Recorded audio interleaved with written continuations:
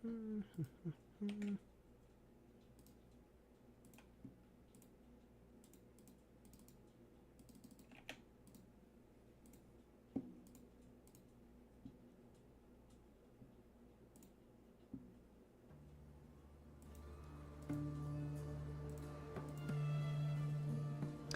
Lee, how's it going, man? Haven't seen you in a while. How's it going?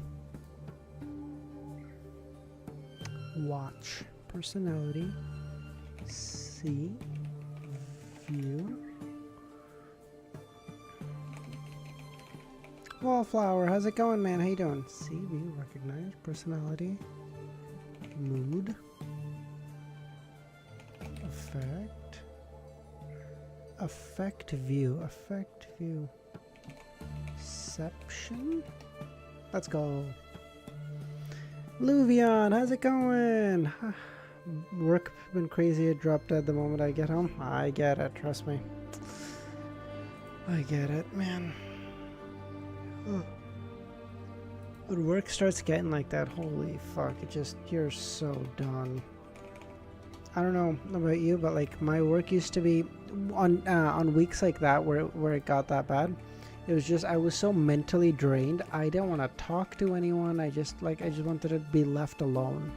And then it's like, you feel like shit because you come home and you're like, fuck, I didn't do anything I wanted to do. But you're too tired to do anything you want to do. And you're like, fuck this, dude. This just sucks. Toyful. When taken. Ooh. I'm good. We want a Great Britain, not a little England. Alright, cool. United. So this is probably during Brexit, if I had to guess.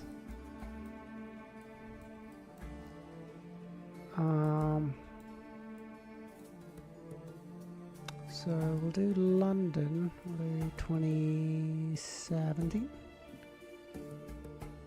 2016, nice, 99.99, oh my god, that's awesome. Hi, how's it going, man? To be honest, I like this much more than the time after COVID, literally go to the office, play games the whole day and go home. Doing nothing, that's true. Doing nothing also sucks because doing nothing makes an 8-hour shift feel like it's 16 hours and you want to kill yourself. I get it. How's the story? Who did we meet between 7:35 7:43? So we met up with Isengard again. We met up with Miss Bodyguard again. We got and then we met our new butler. We rented a place and we started the Tarot Club gathering, so we got some Fourth Epoch lore. Basically, that's all that happened. Where would this be? Oh.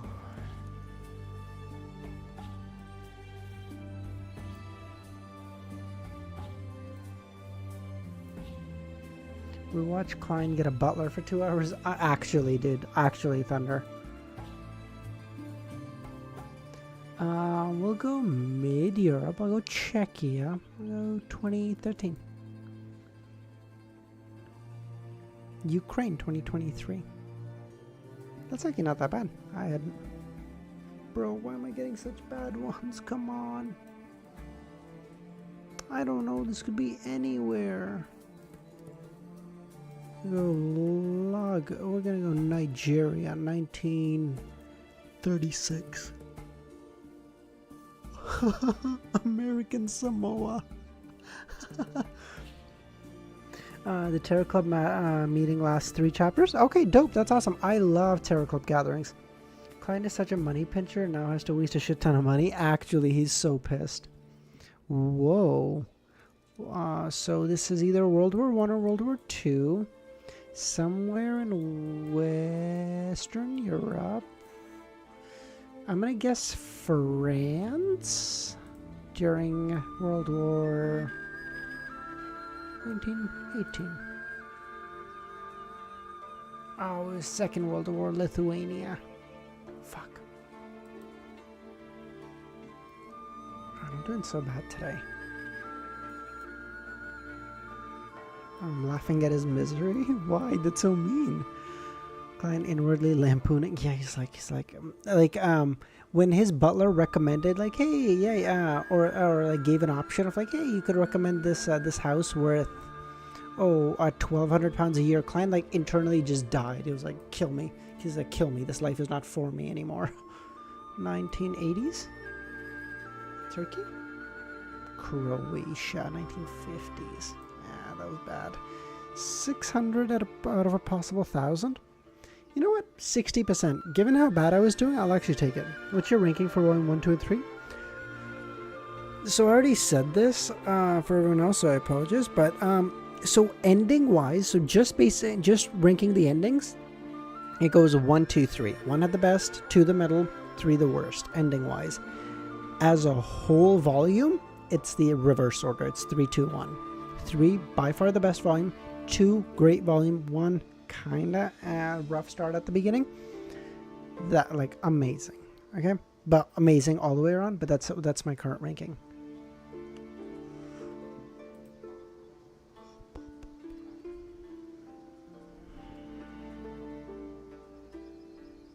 Okay, it's almost 10:30. Let's start reading.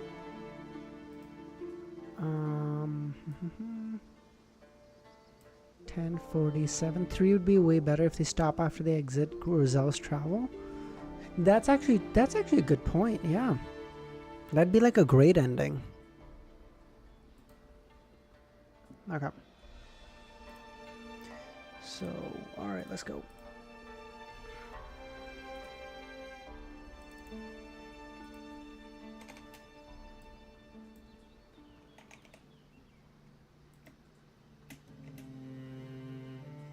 Oh, what are we selling? Yeah, but coming back to background is a good start for volume 4. That's true too. That's fair too. Consider what will happen next. By the way, don't listen to people who say volume 4 is boring. They're cheats and lies. No. How'd you like the ending? How'd you like the end battle of volume 3? It was cool, Wes, but the thing is, it was kind of a letdown in like a larger sense, because it was like the first time we got to see like demigods fighting, but we didn't get anything out of it. Like demigods fighting to our eyes was basically like Miss Messenger and the guy from and Lord Sua or whatever the fuck were fighting. They were coming in and out of the spirit world. That's all we got. Like, okay. What does that give me? That doesn't give me any scale. Like, yeah, after the fact they go, yeah, it looks like the entire mountainside was like bombarded or whatever, but bro, don't tell me that. Show me that. Shank, sorry. Yeah.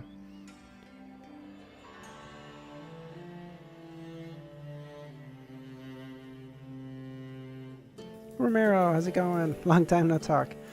Okay. Sale. I'm no stranger to Mr. Door. Apart from Mr. Fool, the only one I'm no stranger to will be the 7 deities. Furthermore, I've only been to the Cathedral of Church of Steam and Machinery. As Force was puzzled, she recalled the high-level existence she made contact with. Since there weren't many, she quickly eliminated all other possibilities. Her eyes lit up as she made the connection of what Mr. Fool had originally said to her. She looked at the end of the long bronze table, enveloped in the grey fog. Her voice trembled as she asked, Is he the one who created those ravings during the full moon? That's right. Ravings during the full moon? What's that? Audrey and company exchanged looks, as though they were ordinary people who had just entered the mysterious world. I've had too much free time lately, and I'm nearing the ending of Volume 4 now. Holy shit, Wes. Jeez. They'd never heard of any so-called full moon ravings. As expected, Miss Magician isn't so simple. She actually knows about Mr. Door and is relatively aware of the corresponding matters. My initial judgment wasn't wrong. Although the beyonder ingredients she needs are relatively low, there are too many possibilities. Cattleya nodded. She was planning to ask more about Mr. Door during the free exchange. She's also willing to pay a certain price for it. An existence who could be seriously mentioned by Emperor Roselle and described by Mr. Fool in a rather formal manner had to have many secrets involved. At that moment, Forrest silently exhaled. She felt that she was one step closer to removing her curse. She lowered her gaze and said, "Thank you for the reminder, Mr. Fool." We learned so much about history in Volume 4. Dude, I sure hope so, because I'm so confused. Klein didn't speak further, nor did he point out that Mr. Dole was suspected to be the ancestor of the Abraham family, Bethel. After surveying the table, he said in a casual tone, "You may begin." With that said, he immediately controlled the world to say, "I have 2 mystical items for sale." 2 mystical items? Mr. World has recently been able to produce something of great value at every gathering. He lives up to being Mr. Fool's blessed. Audrey poignantly listened in amazement as she cast her gaze to the other end of the long bronze table. Clearly, she was looking forward to the world's explanation of the power of the items. Alger was tempted, as he knew that mystical items the world sold were definitely up to the mark. However, thinking back to his lack of savings, with the secret to the primitive island already sold, all he could do was silently sigh, depressed. He still had 5 hours before arriving in Pasu Island. He was yearning to immediately fly over and complete his report. Then he could leave the area and find an obelisk to advance to Ocean Songster. Once he did that, he could explore the primitive island with the world, obtaining the relevant rewards so as to ease his financial situation. Dude, it's so crazy, because in my mind, I think Klein, again, is going to be a sequence 5 until like chapter 1000. And if that's I hope it's not the case, because, I want to see advancements faster. But if that is the case, how long is Alger going to be a sequence 5? Alger's just going to be stuck at a sequence 5 till the end of the novel.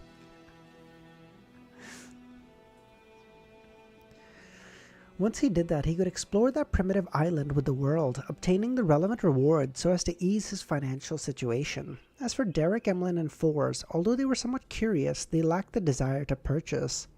One of them could submit an application to the 6-member council to select one mystical item which the City of Silver had after becoming a Sequence 6. The other wished to receive the rewards from the hunting competition and wasn't certain what the rewards would be. Therefore, blindly purchasing items made it easy for redundancy to happen. Furthermore, he only had 2,000 to 3,000 pounds needed for the rewards of clues. As for the last one, she didn't have any money.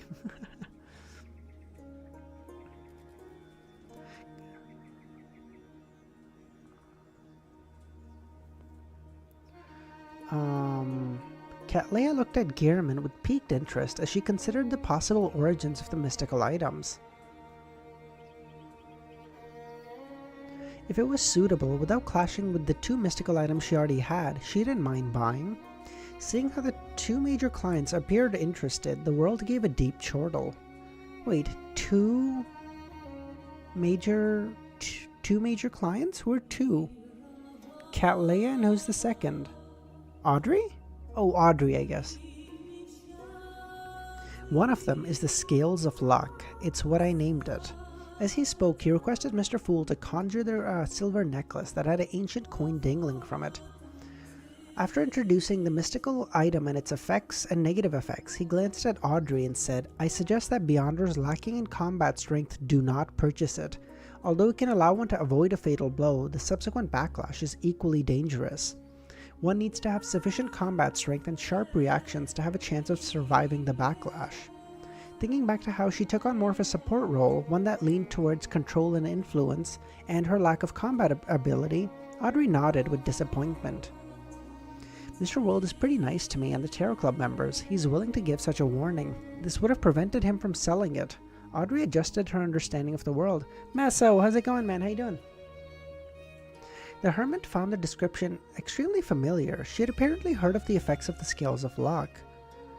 Scenes quickly flashed through her mind as she blurted out, "Senor?" Klein controlled the world to laugh deeply. He's already dead. "Leo-sam, how's it going?" "Tinub, thanks, man. Holy shit. I appreciate that so much. Thanks for the membership. What the fuck? Are you in live chat or... I'm curious. Oh, I think he's. I think he might be watching VOD right now. No. So whenever you do see this, thanks so much, man. I appreciate it. He was already against letting Miss Justice and company realize that Gehrman was the world. After all, he wasn't against letting Miss Justice and company know that Gehrman was equivalent to the world. After all, there were already 2 people who knew, and he didn't plan on using this identity frequently in the future. He's already dead? Gehrman killed Senor? In the previous battle, I only had a slight advantage over him. Cattleya discovered that she was increasingly unsure of the world's strength. Although the Admiral of Blood's bounty was higher than hers, it was mainly because he did more evil deeds. In terms of strength and mystical items, Cattleya was slightly stronger. It wasn't as if she had never had any conflict with Senor. She held the advantage several times, but she failed to mortally wound him. As for Gehrman Sparrow, she believed that he was inferior to her when they met on the future. Hey, I'm still on VODs. Have a good stream. Oh, thanks, Wrongs. I appreciate it, man.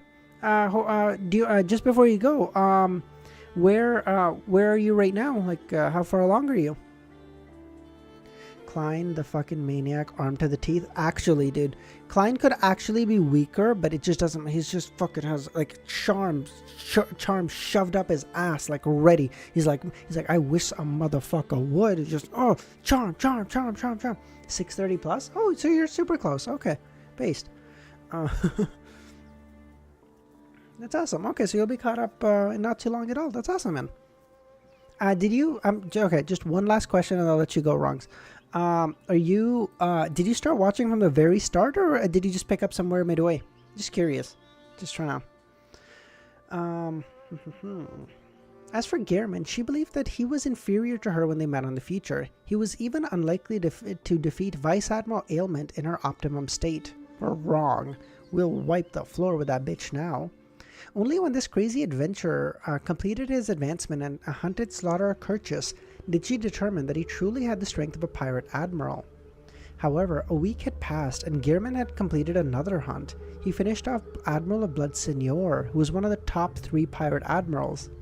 Cattleya knew that she herself was incapable of doing so. Admiral of Blood is dead, and Gehrman did it? He's killing a Sequence 5 a week? Furthermore, each of them is stronger than the last. Even if he is Mr. Fool's Blessed, from when you started streaming with Cam. Oh, I think that probably would have been around 100, so that would have been like really... Okay, yeah, I think that would have been really early on. Because I think I did probably 6 or 7 streams without Cam. I don't know how... It wasn't that many. Or maybe it was a little bit more. I don't actually know offhand. That's a good question, though. That's a good question. When did I start streaming with camera?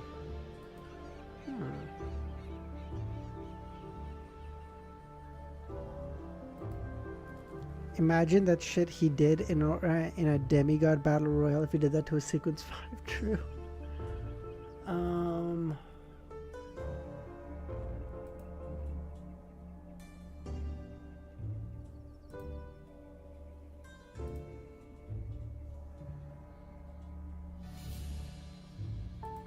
Okay, yeah.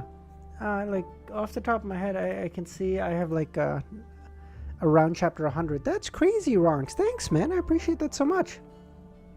Okay, now I will let you. I don't know if you're watching other VODs right now or something, but either way, I'll let you. I'll stop bugging you now. EasyJoe just went live and asked you to join the Discord real quick. All right, sounds good, Unhinged. Thanks, buddy. Even if he's Mr. Fool's Blessed, isn't such strength so ridiculous? Especially when he hasn't even become a demigod. Was it done with the help of another Blessed? The church should have relevant records, but at my present position I won't be able to read them. Alger was secretly alarmed as he automatically began to consider a reasonable explanation. Audrey was still in her family castle in Eastchester County. Yeah, you too, Wrongs. I appreciate it, buddy. Whenever you're caught up or whenever you're free, please pop by the streams. I'd love to talk with you more. Senor, Mr. Hangman mentioned it before. It's the Admiral of Blood's name. Just some guy asked if the Admiral... oh, sorry. Ending of Volume 3. It is... sorry, I think it is currently members only. Give me 1 second. Yes, it is members only. It will become available to everyone in about 6 hours, give or take. Currently members only, should be available for everyone in like 6 hours. Mr. World finished off this pirate admiral and obtained his mystical item? How amazing! That's practically what I dreamt of. Back when I heard of the 7 pirate admirals, I imagined myself becoming a powerful beyonder to adventure out at sea to capture all of them and hand them over to the kingdom. So our Terror Club is already this powerful. No worries, just some guy. I appreciate it, man. I have to investigate who killed Admiral of Blood. That way, I'll be able to figure out the world's identity. But would he be unhappy about it? No, he mentioned it himself, so he's likely willing to let himself be known, Audrey thought in glee.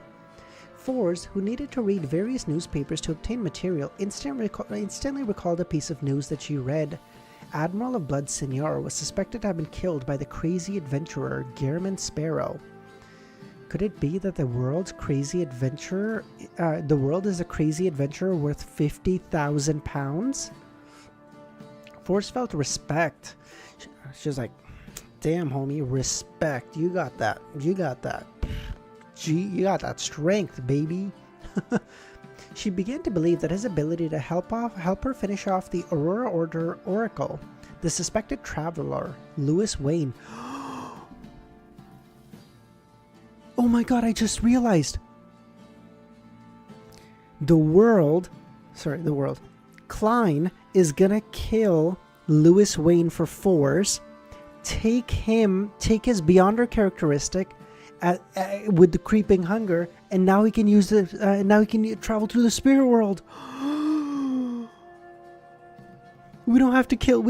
Okay, guys. Okay, never mind. Okay, previous plan is off. We don't have to kill Force anymore. Force can live. Based. Someone send that to Rumir. Someone send that to Milo. She'll be very happy. Emlyn shared similar feelings as Audrey. This was because he seldom read minor newspapers. His area of activity didn't include any information gathering grounds.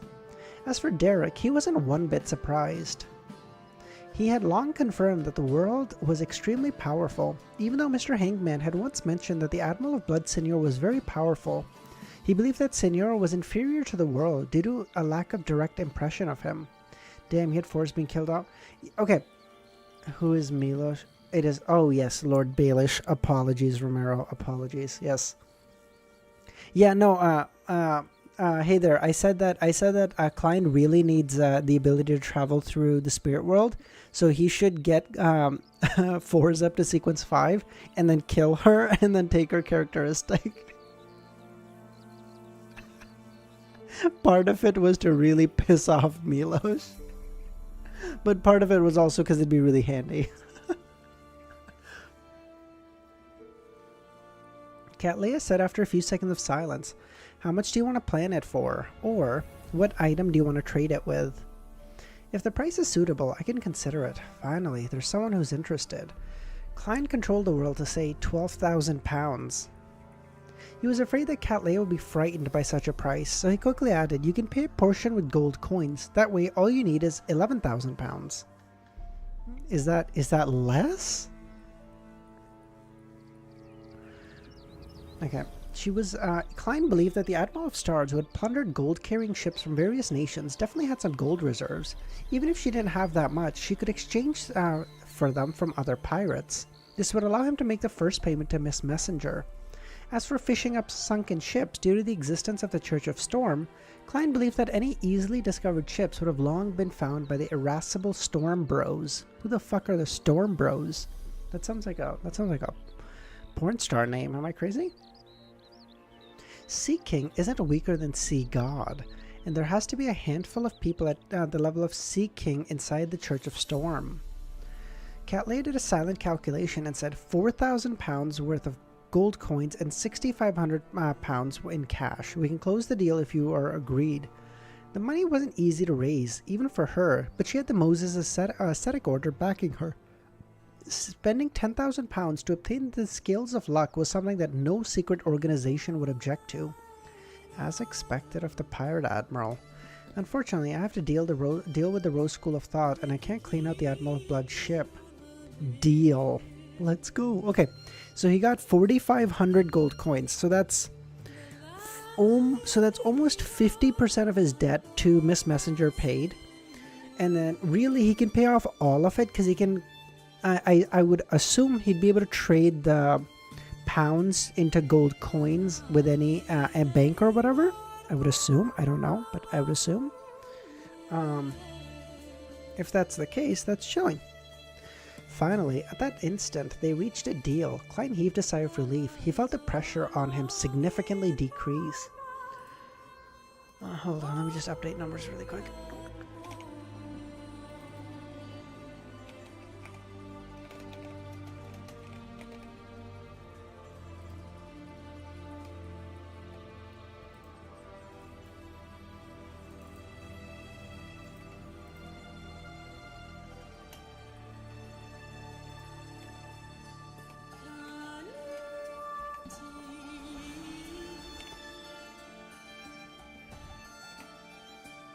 What is happening?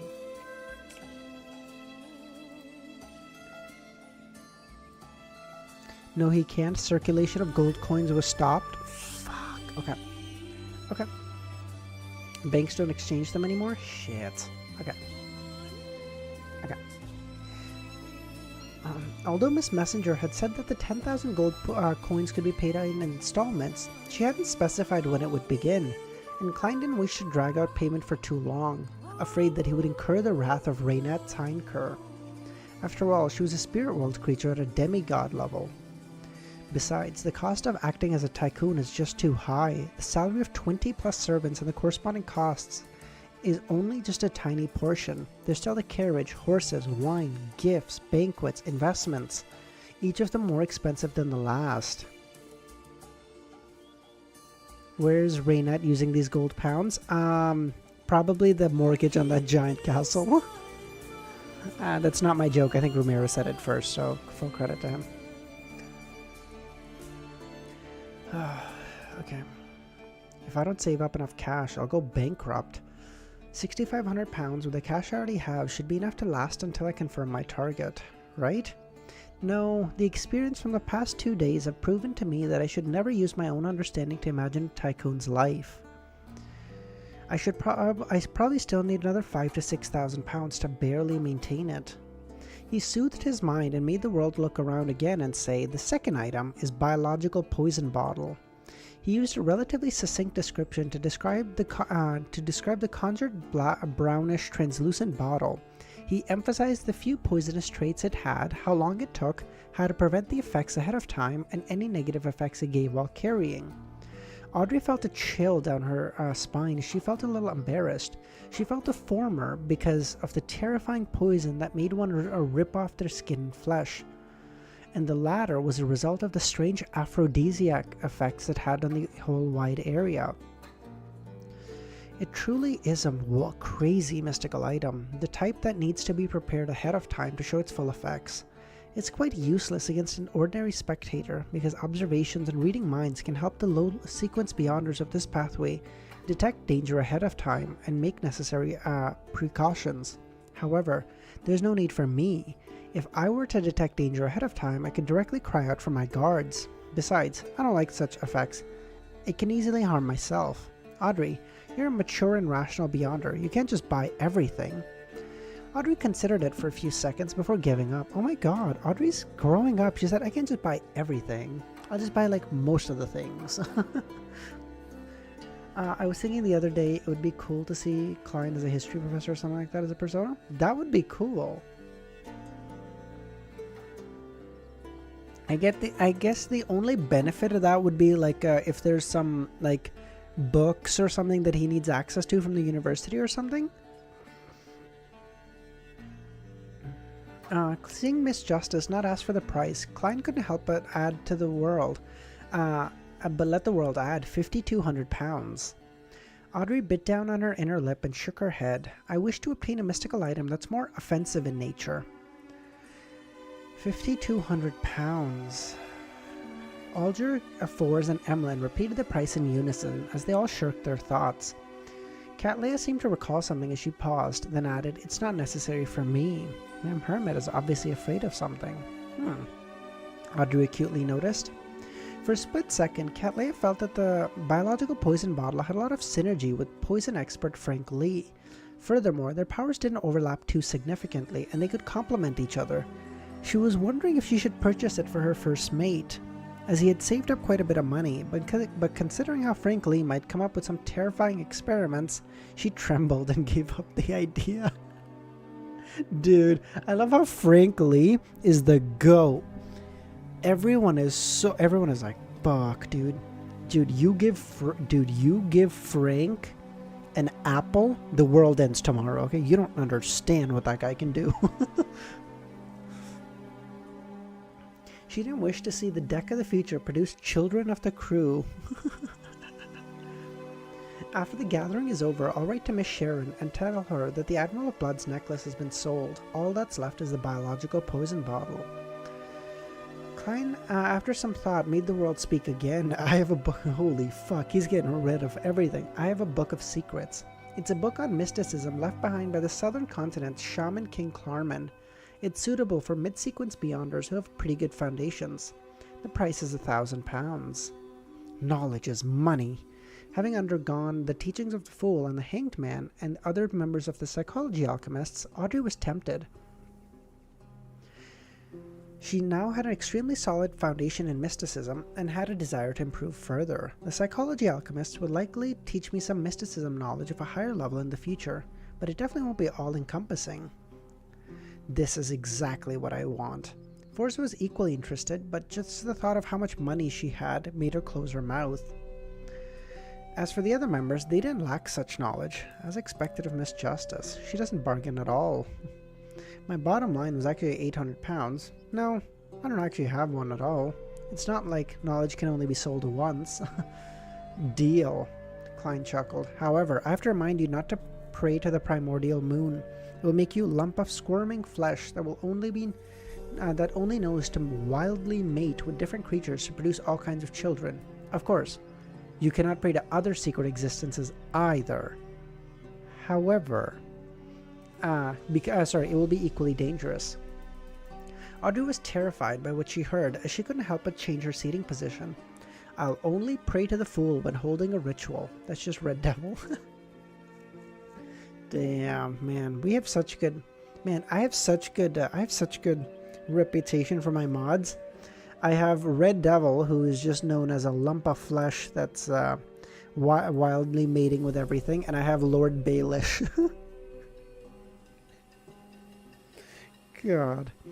God, I sure know how to choose them. For anyone who doesn't get the Lord Baelish reference, it's a reference to Game of Thrones. Lord Baelish was like the most backstabbing fucking guy known to man. Like, he was like nothing, and then like worked his way up to like really high in the King's council, because he would just backstab and cheat everybody for his own purposes. She spoke with the utmost sincerity and without hypocrisy. Miss Justice really worships and trusts the Fool. Klein felt touched and a little ashamed. This was because the Sea God Scepter's domain didn't overlap with the primordial moon. He was unable to provide an effective response in certain rituals. All he could do was attempt to use the power of the mysterious fog as feedback. Following that, as the Fool, he expressed his attitude on the matter.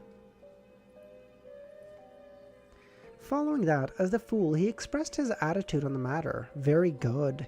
Meanwhile, having achieved his goal, he made the world say, I have an interrogator beyonder characteristic for just £1,200. How many items does he have? Forza was dumbfounded. If the mods are like this, I wonder about the streamer. No. I'm a good guy. I'm a good guy, I promise. Wes, shit, man. Thanks, dude. I appreciate it. And happiness, too. Holy fuck. Seriously, thank you so much, man.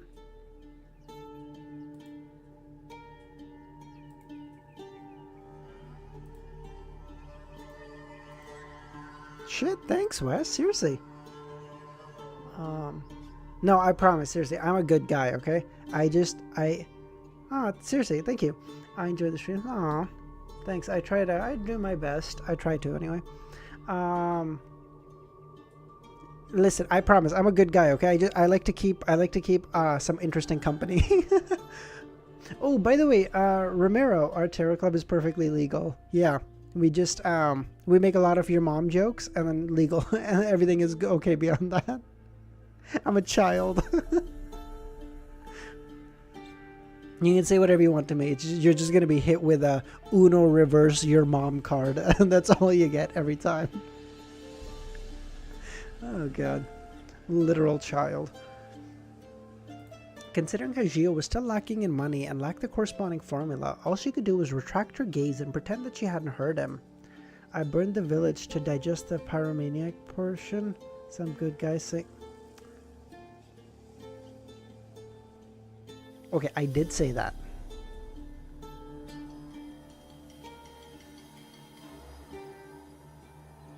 I did say that. Oh, yes. Oh, yes. Yeah. Kami, thanks for popping by, man. No worries. You have a good night, man. You have a good night, buddy. Oh, Romero, I was gonna say, so you and like a couple other people are gonna be the first people to hit the like 2-month mark. So we can figure out what you guys want the second, fucking emoji or whatever to look like beside your name. Like currently it's Roselle. But then, like, if you want the second, I think currently the second month is set up to be something like, what's the second month? It's set up to be 4s. We can change that, or we can keep it the same. I don't know, whatever you guys want. The second month is 4s. We can change that. The third one is Trissy. That one we'll keep, though, because, you know, Trissy. I'm just kidding, okay? I'm a child. So like if you guys have like a better preference on what you guys prefer for the second month one, just let me know. We can always switch that out. I think you and a couple others are just about to hit it, I think. As for the interrogator characteristic, which was in the name of Mr. Fool's subordinate, she didn't believe that he would keep it that long for her. Seeing no one responded, the world coughed and said, I'm done. Just as he said that, Alger, who had been waiting... Dude, I love how Alger is just sitting there. He's like, God damn it, shut the fuck up. I have questions to ask. I need to know. I need to know where this fucking creature is. Tell me. Alger, who had been waiting this entire time, looked at Cat Leia and said, I wish to know where Obenesque sea monsters that don't belong to the Church of Storm are. Obenesque sea creatures that don't belong to the Church of Storm. The Hangman really isn't a member of the Church of Storm. I'll help you ask. We'll talk about the price once I have some actual clues. All right. Alger silently sighed. I'll pay you £100 for the clue today. Wait. Sorry. A few seconds prevailed before Emlyn said to Fours, I'll pay you £100 for the clue today. Thank you, Fours replied. Emlyn then looked at Derek. The crystallized roots of the tree elders and the supplementary ingredients you need have been acquired. Hand me the list of resources and monsters around the City of Silver. I'll choose a few of equal value. Oh, they cost me a total of 2,000. Adding my payment of £200, it'll be a total of £2,200. Emlyn only wished to obtain things that he could sell quickly, otherwise he didn't have much money. Alright, thank you, Mr. Moon. Derek was delighted, for he suddenly felt that the moon wasn't irritating at all. He said, listen, when you're getting me shit, you're actually okay. But when you do that thing with your mouth, you like make noises out of it. I want to beat the shit out of you.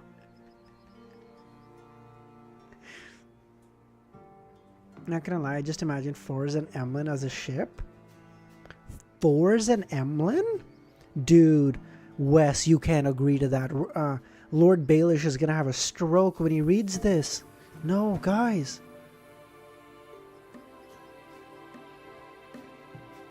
The sun and the moon hate each other. It's like destiny. True.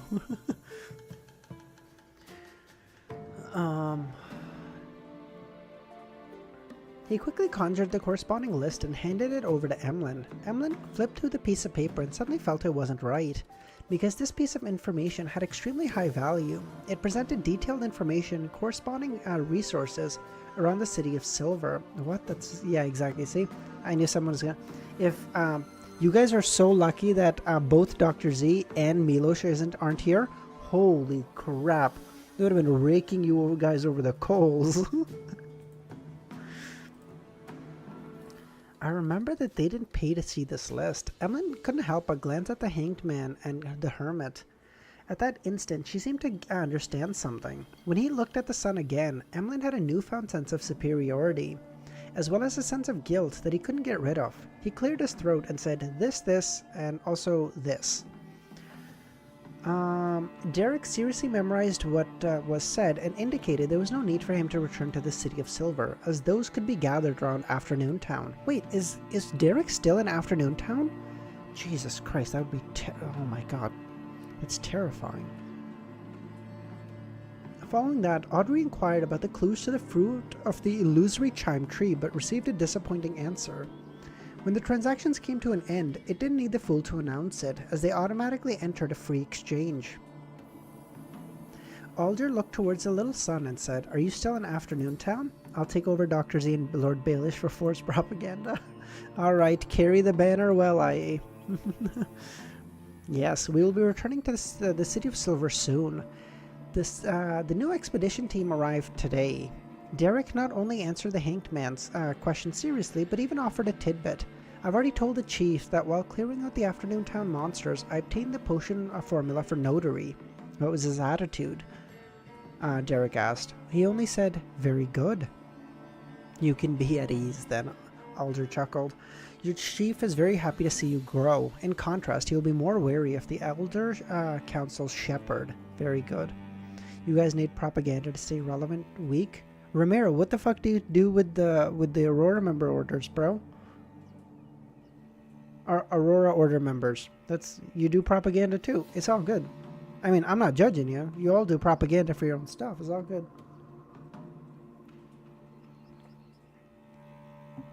He didn't continue on the topic as he informed all members of a piece of town. Recently, many pirates have been heading to Banshee Harbor. They discovered that it's been completely destroyed. Even if it's rebuilt, it would take years. Jesus. 7:46. Same night? Ooh. Wait, why didn't Klein get Audrey to pay for the book from gold pounds? That's so stupid. Am I crazy? Why didn't he just get her to pay for it with gold pounds? Then he could pay Miss Messenger like 60% right off the bat. I'm just bringing to light how cute Forrest is. After hearing the hanged man's description, Klein couldn't help but recall the Red Angel Medici and the evil spirit in the underground ruin. However, he didn't share the discoveries of the exploration this time. Guys, the best girl is obviously Trissy. However, he didn't share the discoveries of the exploration this time. Firstly, there was no need to, and secondly, it involved Miss Sharon. I support the Roselle Demoness card of blasphemy that Klein was talking about. As for the other members, they had already learned that Banshee Harbor had been destroyed, and since the hanged man hadn't revealed any new information, there was no need to reply. Seeing that no one was saying anything, Alger looked at the world before calmly saying, "That's all for me." Ma'am Hermit then looked at the door and what the fuck? Ma'am Hermit then looked at Fours and said, "Ma'am, what do you know about Mr. Dorr? I can pay for the corresponding piece of information." Fours, who didn't wish to expose her problems, suddenly hesitated when she heard the latter half of the sentence. She was momentarily tempted. Payment. I wonder how much the Hermit can pay me. I really don't know much about the door either. Furthermore, some of the knowledge stems from Mr. Fool's words. Honorable Mr. Fool, can I tell her? Fours asked. He needs more money currently to maintain Tycoon and Miss Messenger's patient?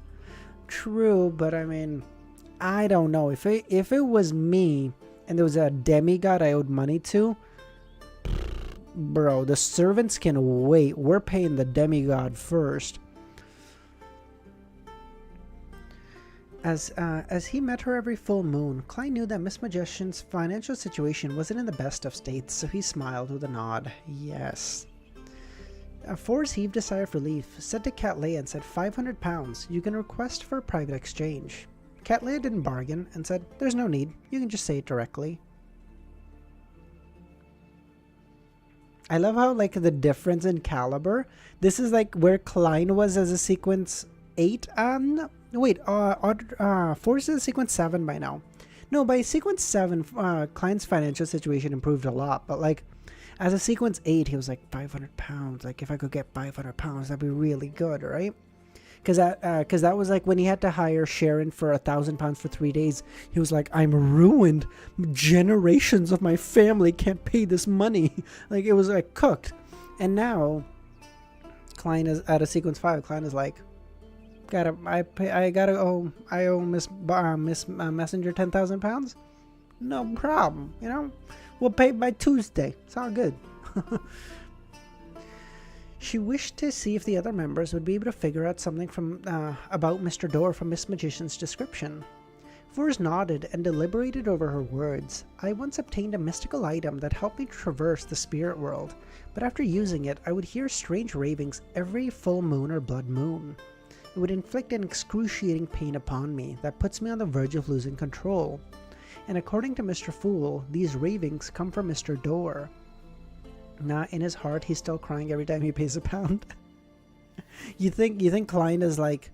You think when Klein goes to buy the death knell, for example, he pays the money, he takes the revolver, he goes home and he cries in his bed. He's like... You think that's what's happening? So Force has silently been suffering such pain. She usually doesn't show it. It's acting as though she greatly enjoys her life. As Audrey subconsciously pitied her friend, she began wondering how she didn't discover anything about Force with her beyond her powers. Death knell is goated. To quote Gigix, sometimes it takes a man to be the best girl. Wait, what? When did Gigix say this? Imagine death knell gives him the fear of money. Don't even joke about that, Romero. Mystical items that can traverse the spirit world, ravings of the full moon, suspected to be asking of help. Catleya repeated Miss Magician's keywords and nodded. Thank you for your description. She then swept her gaze at the other members, regretfully realizing no one else had any other reactions. The free exchange continued and soon came to an end. Watching the other members leave and helping them complete a few transactions, Klein returned to the real world as he sat in his reclining chair. Following that, he walked up to his desk, picked up a pen and paper and wrote to Sharon. He told her that the scales of luck had been sold, leaving only the biological poison bottle for sale and the lunatic beyond her characteristic. And the only reason I ship Klein and Audrey is that he can cheat on her with the gold pounds. Highly, that is actually the best reason for that ship I've ever heard. That's impossible. Death knell is not strong enough. Wes, true. The Lord of the Bathrooms would truly be done. It would be Gojo over right then and there. After folding the letter, he wrote the information such as 126 Guard Street, Hillston, and Ma'am Miriam. He then opened his iron cigar case and made the Admiral of Blood Senior silently appear before him. The Wraith acted like a valet as he humbly picked up the letter on the table before vanishing from the room. A few streets away, a letter appeared out of nowhere in a mailbox as it fell inside. Eastchester County, the Hall family manor. Audrey looked at the mirror as with her unfocused green eyes as the contents of the Book of Secrets filled her mind. This knowledge formed an illusory book that appeared upon being recalled. She could then flip to the corresponding page simply by willing it. It was a result of Klein directly using a portion of the powers from the mysterious space above the grey fog to create a product that was a fusion of information, bestowment, and seer dreamscape ability to recall it. It could last a week or two. Hold on, I need to reread the sentence I just read. Okay, what? Audrey looked at the mirror, as the contents of the Book of Secrets, this knowledge from the illusory book, she could flip. It could last a week or two. Okay, cool. This was sufficient for Audrey to finish reading the Book of Secrets. If she had anything she couldn't recall in the future, she could always request for a bestowment. Mr. Fool's condition is improving. Audrey thought in delight as a twinkle gradually returned to her eyes. I was thinking about something else while reading, Romero. And so, like, normally I would have just skipped over it because it would have been just like a menial sense and I didn't need to bother. And then like I became conscious midway through because I read Sears Dreamscape and I was like, oh, this seems important. Let me actually read it. She stood up, walked to the door, and said to the bored golden retriever who was sprawled on the ground outside, Susie, you don't look ladylike enough this way. Susie looked around warily, twitched her nose, and said, this is the most standard action during hound training. I thought you would reply, Audrey, I'm only a dog. Audrey lampooned. An excessive use of repeated words would make it easy for others to grasp your personal habits and mental gymnastics. Audrey, that's what that book on psychology wrote.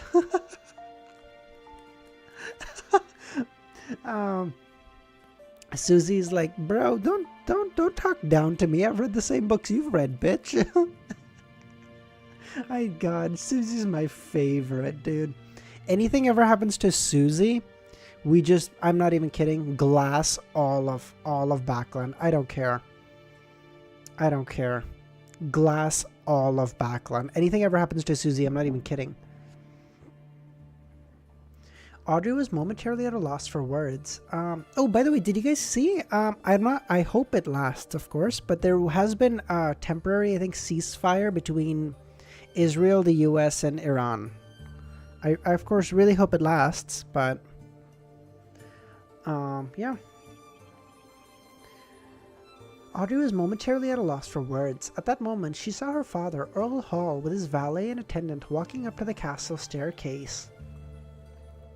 Even though it was sunny outside, this place remained dark and gloomy.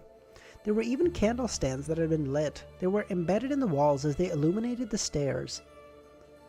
I don't, by the way, like, I don't ever want to talk about politics, like, as in, like, I will bring stuff up that comes to mind or, like, that's happening just because, like, you know, I just want to talk about it. But, like, I never want this to be, like, a political space, if that makes sense. Like, if you haven't, if you're thinking about something or you have, like, a question, always feel free to ask. But I never want this to be, like, someone's like, oh, well, actually, you see, Trump is a great guy because he did, or Trump is a bad, like, dude, I just don't, like, I don't, not the place for it, okay?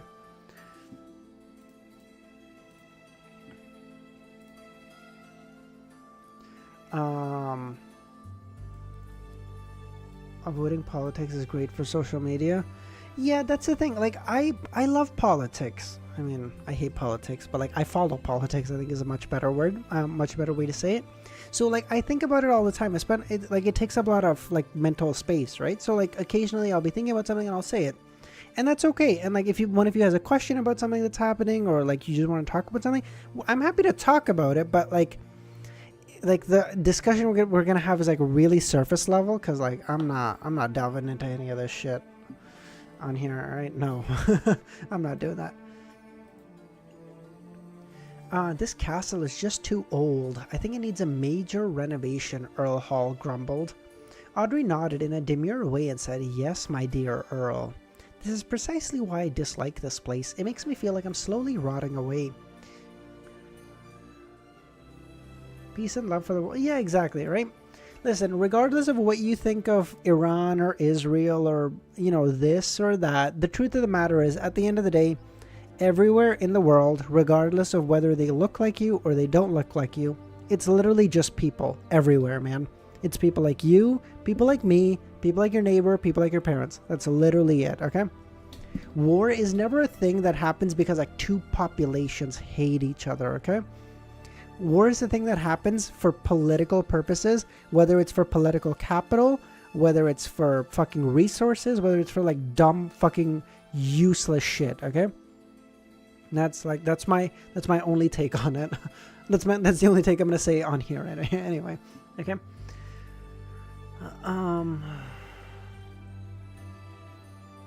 But I'm actually spending £13,000 a year to repair this place, Earl Hall said. Father, is there something for me? A telegram from Backland. Someone is selling 10% of the Backland Bike Company. Are you interested? I think this industry has a bright future, and it's currently far from reaching its lowest estimated prospects. Bike? Earl Hall smiled at his daughter. It's a kind of machinery with 2 wheels that allows a person to ride it. You can understand it as a carriage for the ordinary person. Bullseye. I think that's the nicest thing you've ever said to me. What the fuck? You feeling okay, man? In Lone and Backland, the majority of the population who doesn't... By the way, this sentence here... Hold on. History is there to teach you what... yeah, exactly. I don't know what the quote... I don't know who said this, but... Wait, was this... Is this a Lord of the Mysteries quote? I can't even remember. But it's like, the only thing humans learn from history is that we learn nothing from history. By the way, this sentence right here, I'll find the meme for it in a second, but it's a kind of machinery that allows 2 people to allow to ride it. With 2 wheels that allows a person to ride it. You can understand it as a carriage for the ordinary person. This reminds me of, that was in Lord of the Mysteries.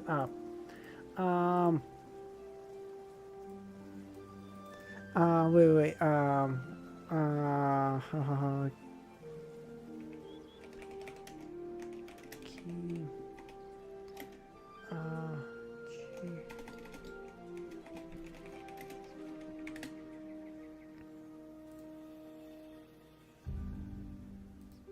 Hold on. This is like a Key and Peele skit that I adore. Okay, it's like about J.D. Smith. How agent? What up, Clyde? I'm not feeling it. I mean, it's hard being Will Smith's son. I just want to make sure my next project reflects that I'm a down-to-earth, normal kid. Am I making any sense? Yeah, I'm reading you loud and clear. I've got a script right here, very real, called Street Ball. Talk to me. Okay, so you play Tony. He's a kid from the streets, lives in the hood, in a house with his mom. Stop. House? Oh, it's like a tiny mansion. God. Basically, he's having to explain to him, like, everything, because he's like, house? Oh, it's like a tiny mansion. He's like, job. Oh, it's like a place that, like, people have to go to earn money. Money? Oh, like, you know the thing that, like, you know, pays for all your shit? Pays? It's like, I love this kid so much.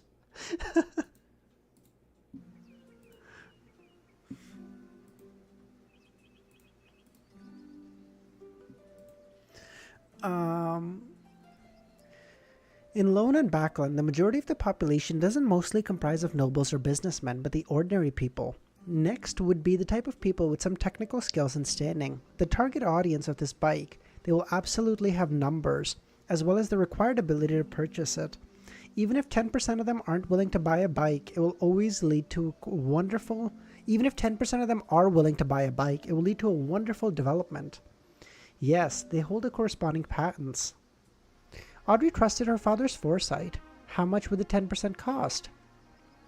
According to preliminary estimates, the Backland Bike Companies were valued at £50,000.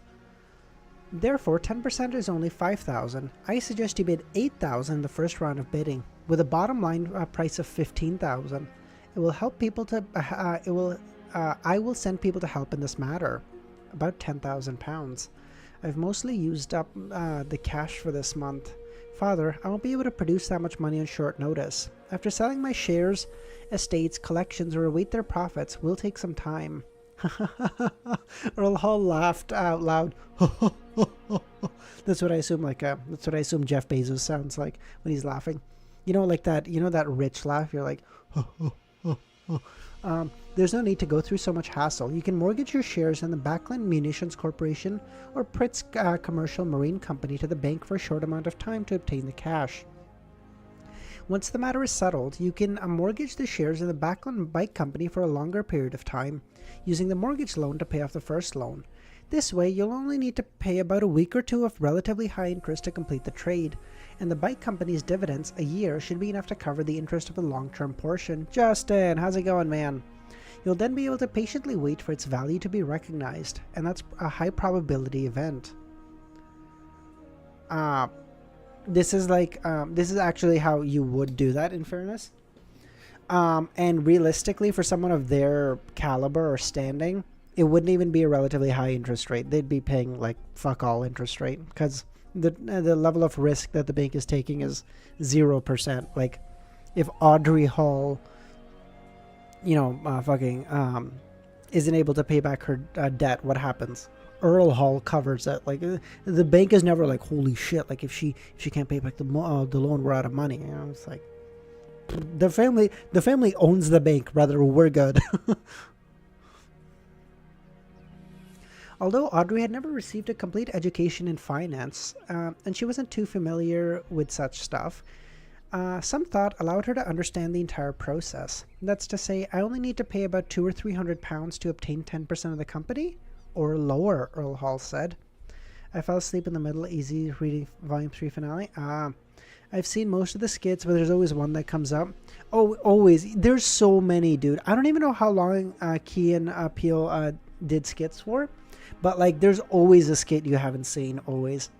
Like, okay, this one is not actually from Key and Peele, but okay, weird question.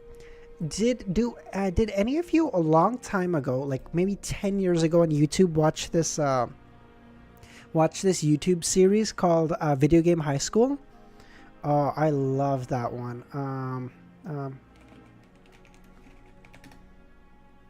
So, I don't know if anyone did, but whether you did or you didn't, the creators of Video Game High School was Rocket Jump, and they had this amazing skit, Mexican Standoff. If you guys have a second, watch it. It's so good. Not an unk, so no. Fuck you, Romero, okay?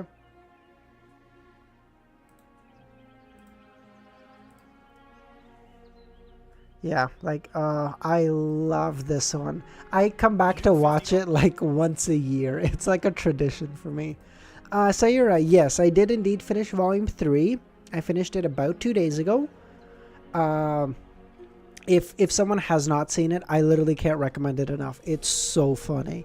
If you guys want, we can watch it at the end of stream.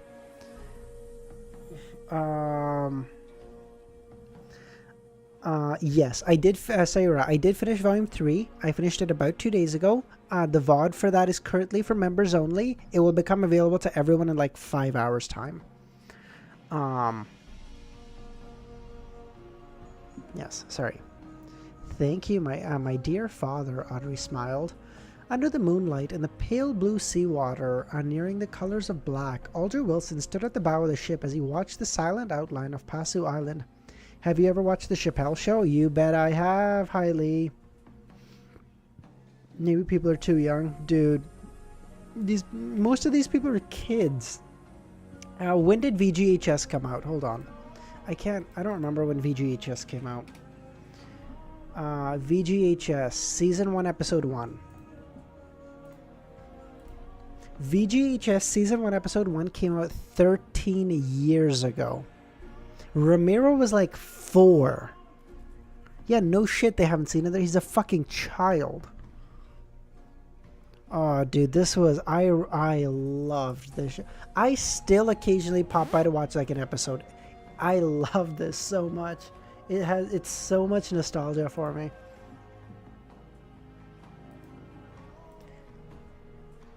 Under the moonlight, with the dark blue seawater nearing the color of black, Alger Wilson stood on the bow of the ship as he watched the silent outline of Pasu Island. This is the headquarters of the Church of Storm, a land where true God's grace was showered. Like, I remember watching VGHS when I would wait for an episode to come out and be like, please. How did it feel to hide from the dinosaurs? Your mom wasn't that fast, Meso, so it was fine. Dude, I was watching Smosh 13 years ago, didn't find VGHS. Oh, Smosh is really good. Smosh is base, too. VGHS was awesome. You haven't seen it either, Justin? Oh, yeah, no, it was so good, dude. If you guys want, I only saw this like 5 years ago, I think. Oh, no, I saw it like as it was coming out. It was so good. I mean, I was like 10 at the time, so it was or 9. So it was like, it was so cool to me. Because like the graphics of it were so unbelievably well done. As a middle-ranking member of the church, Alger recalled himself coming here only 3 times. The first one was him finding the Blue Avenger. and after advancing to Seafarer. The second was the report last year, and this time a very long time ago.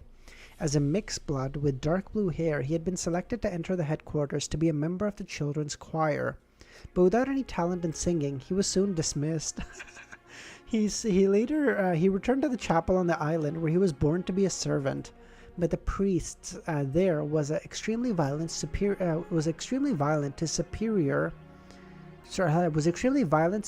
to his subordinates. Good lord. Yapping about the old days like a true Gramps. Fuck you guys, dude. Yep, Meso, I told you, if you're gonna hit me with some shit, I'm gonna hit you with your mom jokes all day long, okay? I can do that forever. Every time he recalled that piece of history, his expression would turn extremely livid, fortifying his thirst to become a high-ranking member of the church. Amidst the wind, the Blue Avenger silently cruised forward into the harbor. Shido, how's it going? Just telling you, me and Burnt and VC throwing the unk jokes. I don't, yeah, that's fine. Bro, how old is Burnt? I feel like Burnt is like, I mean, at least based on his voice, he's like not that much younger than me. How old is Burnt? Wait, so what is Alger's backstory? I think we got a little bit. Oh, Justin, stop. Stop. You're going to make them make more fun. They're not going to say anything to you, but they're just going to make more fun of me. Stop. And very long time ago, as a mixed blood in the dark blue hair, he had been selected to return to the headquarters to be a member of the children's choir. Don't call me out, I'm blending in.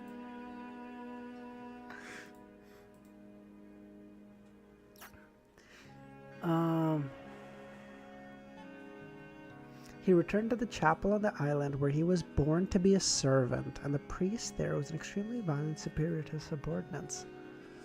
Amidst the wind, the Blue Adventurer silently cruised into the harbor. How bad are you to be kicked out of not a choir, Hailey, a children's choir? Bro, I used VHS tapes. Oh, okay, I've never used VHS tapes.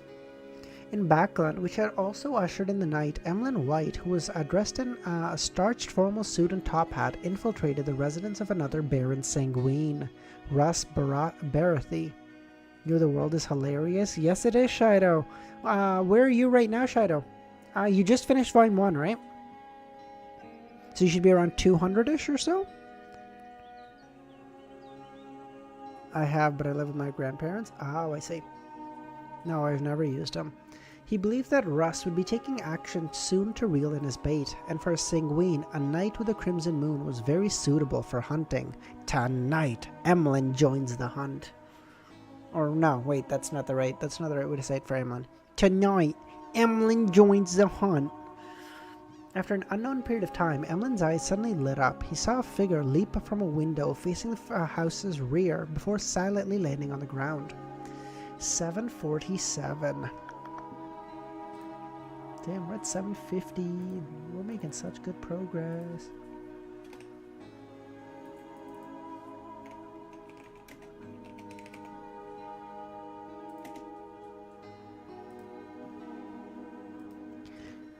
My genius client just introduced the world to the Tarot Club, and he's awesome, and he's hilarious. I don't want to say what I'm thinking. What was that event exactly, Shido? Because I think I know which event you're talking about, but I don't want to spoil anything for you. Didn't we kill some of Emlyn's relatives? Well, we killed well, yeah, those were true vampires. Those are not made ones. Yeah, we killed a lot. We didn't kill a few. We killed a lot of his relatives, Ramiro.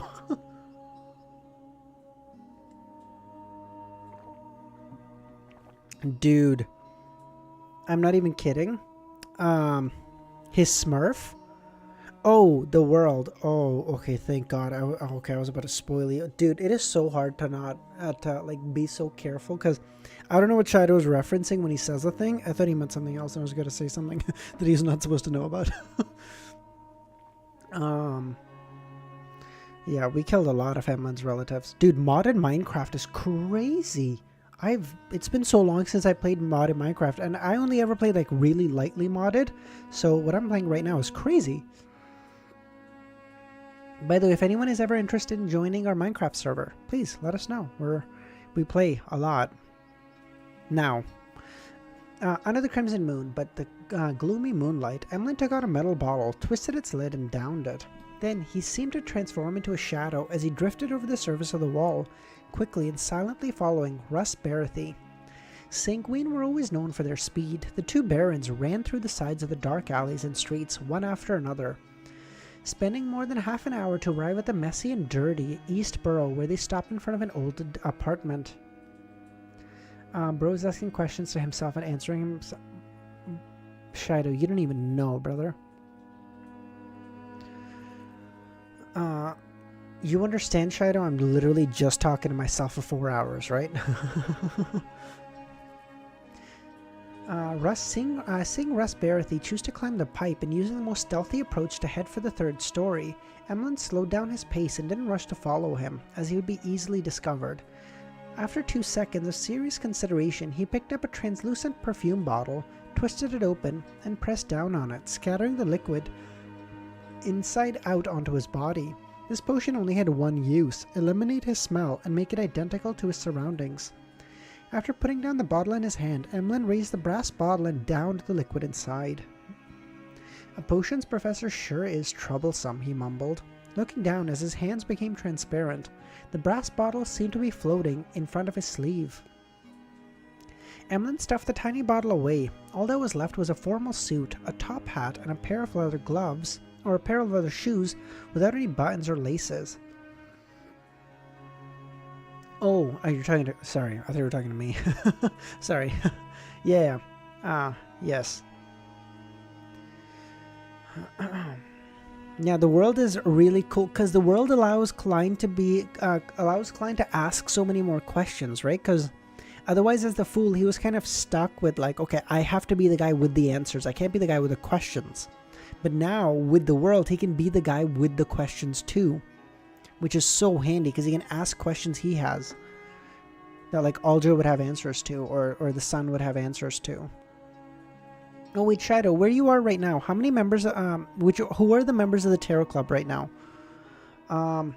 Another completely translucent bottle, resembled a perfume bottle, flew out and floated in midair as it pressed itself, spurting the potion inside onto the clothes. At this point, I just want Forrest and Gio to join the club soon. Oh, okay. Yeah, that would be awesome if like Forrest and Gio joined the club. Yeah. I can't make your old jokes until you reach further volumes. Man, what a way to have a returning viewer. Should be okay. Forrest, Audrey, and Alger. Okay. Create mod pack. What? No, we didn't create one. It already exists. It's just a steampunk mod pack. Thunder. It's a steampunk LP, I think it is. Okay, sorry. Following that, the suit, top hat, and shoes turned faint and completely disappeared.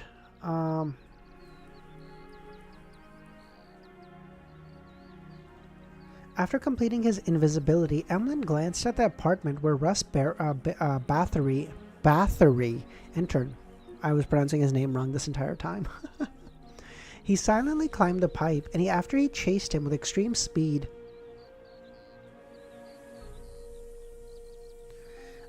while the window was ajar, he floated inside like a transparent cloud, without causing so much as a stir. He hid in the corner as he watched the thin-faced but charming Russ Bathory search for the target. The latter slowly frowned as the place was empty. There wasn't even a mosquito, much less a person. Despite the former becoming active in the past week, and the sanguine baron had already confirmed that the moon puppet was here. Suddenly, a creaking sound broke the silence. And the apartment's main door opened as a woman in a black dress leisurely walked in. When she saw Russ Bathory, she asked, in an ethereal voice, "Who are you?" Emlyn looked in the voice of the sound. He saw a dark-skinned, long-browed face with soft outlines and a drooping mouth. It was none other than his target, Windsor. However, in Emlyn's eyes, this primordial moon's devout believer had certain differences from her portrait. He discovered that her eyes, eyebrows, and mouth were curved up, like they were mimicking the crimson moon. and her forehead, cheeks, neck, and every layer of her skin that she exposed had patches of withered grass and flowers. Man, what did Russ Bathory sell to her? Why did she become like this? Emlyn jumped in fright as he felt the hairs on his back stand up. Meanwhile, withered grass... wait, should I put on some boss music, Romero? Or someone else, if anyone knows? I'm just gonna get it ready, just in case.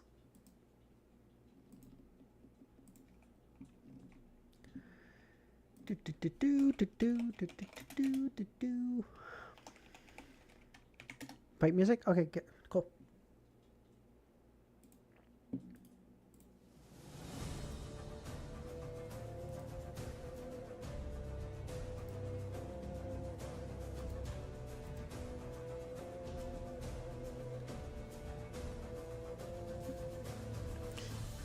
They began to isolate the room from the outside world, creating an illusory, extremely strange scene. Once Russ Bathory caught the scent of danger, he didn't attempt to converse with her. Without any hesitation, he took out a metal bottle and downed the liquid inside. He threw the bottle as his body dragged out after images as he pounced towards the mutated Windsor. His fingernails extended as they swirled with black gases. The withered grass and dry flowers that were embedded in Windsor's face made her look like a huge doll. She met him at an equally fast speed, clawing at Russ Bathory without any aversion to being injured. This is what will happen to Nightwalker if he keeps praying to the primordial moon. He knows the consequences. After a series of collisions, Russ Bathory was sent flying as he slammed into the wall. His sleeves were ripped apart, revealing the bone-deep scratches on his skin. In the midst of his flesh, the withered grass and dried flowers slowly grew out from the inside out. What a monster. This was the first time Emlyn was encountering such an enemy. He huddled in the corner and nearly forgot to help his kinsman. What's happening? Emlyn and Russ Bathory are about to fight the believer of the primordial moon. Yes. He didn't rashly appear as all kinds of thoughts flashed through his mind. As he observed the battle between Russ Bathory and Windsor, he considered how he should deal. The strangest of all is the withered grass and the dried flowers. Withered grass and dried flowers. They're likely afraid of fire. Emlyn's heart stirred as he abandoned his invisibility, took out another metal bottle, twisted its lid and downed it.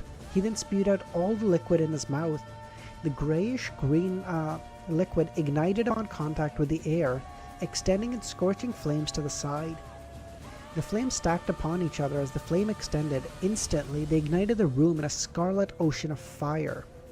Amidst the cracking sound, the withered grass and the flowers were ignited one after another as they rapidly spread the flames to their own kind. In a few seconds, the sealed environment was on the brink of destruction. As for the grass and the flowers on Windsor's body, they had also turned to flame. At this moment, Russ Bathory had a gaping hole dug through his chest, making him lose a great portion of his combat strength. He was relying on the sanguine, extraordinary recovery ability to barely hold up. Seeing his enemy as a flaming torch, Emlyn acutely noticed that her aura was weakening. He didn't hesitate to lunge forward, circled around Windsor, and deliver several clawing swipes. Isn't this the Witcher 3 soundtrack? Yes it is, some guy. Yes it is.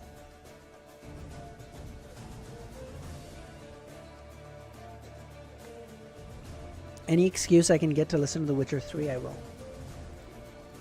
Although on that note, I actually do want to listen to the Nero song that we were listening to last time. I did find it really, really good.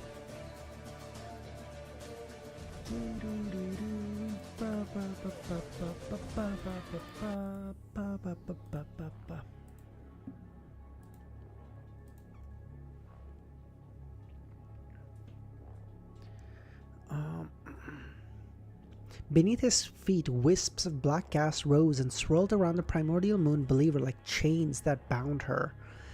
Intense and short bursts sounded as the two figures suddenly closed the distance. All movements within the scene had vanished in the end as Emlyn grabbed Windsor's throat with his left hand, raising her up.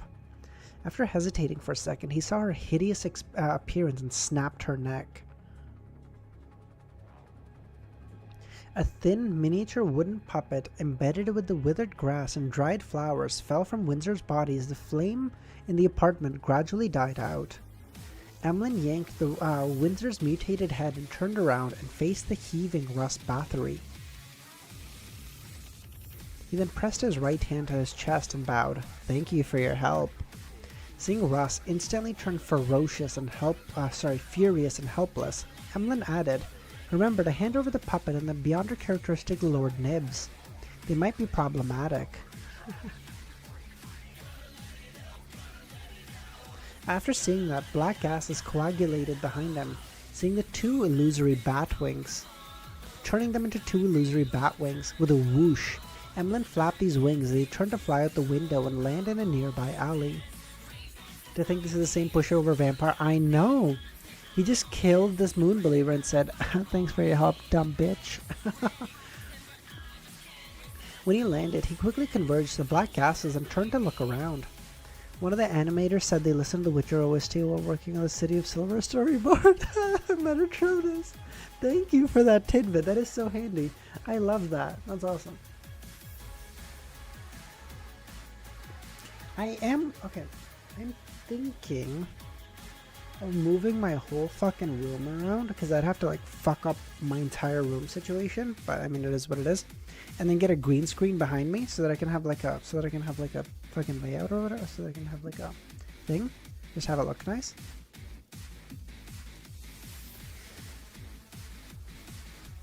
Seeing that Russ Bathory hadn't followed him, Emlyn heaved a sigh of relief as he pressed his fist to his mouth and coughed. "I hate fire. I hate smoke." Just as he was about to leave the East Burrow, he felt a chill run down his back. Emlyn's mind instantly tensed up as he held onto Windsor's mutated head. He turned around and saw the shadows in the corner. He saw a very thin figure before identifying it.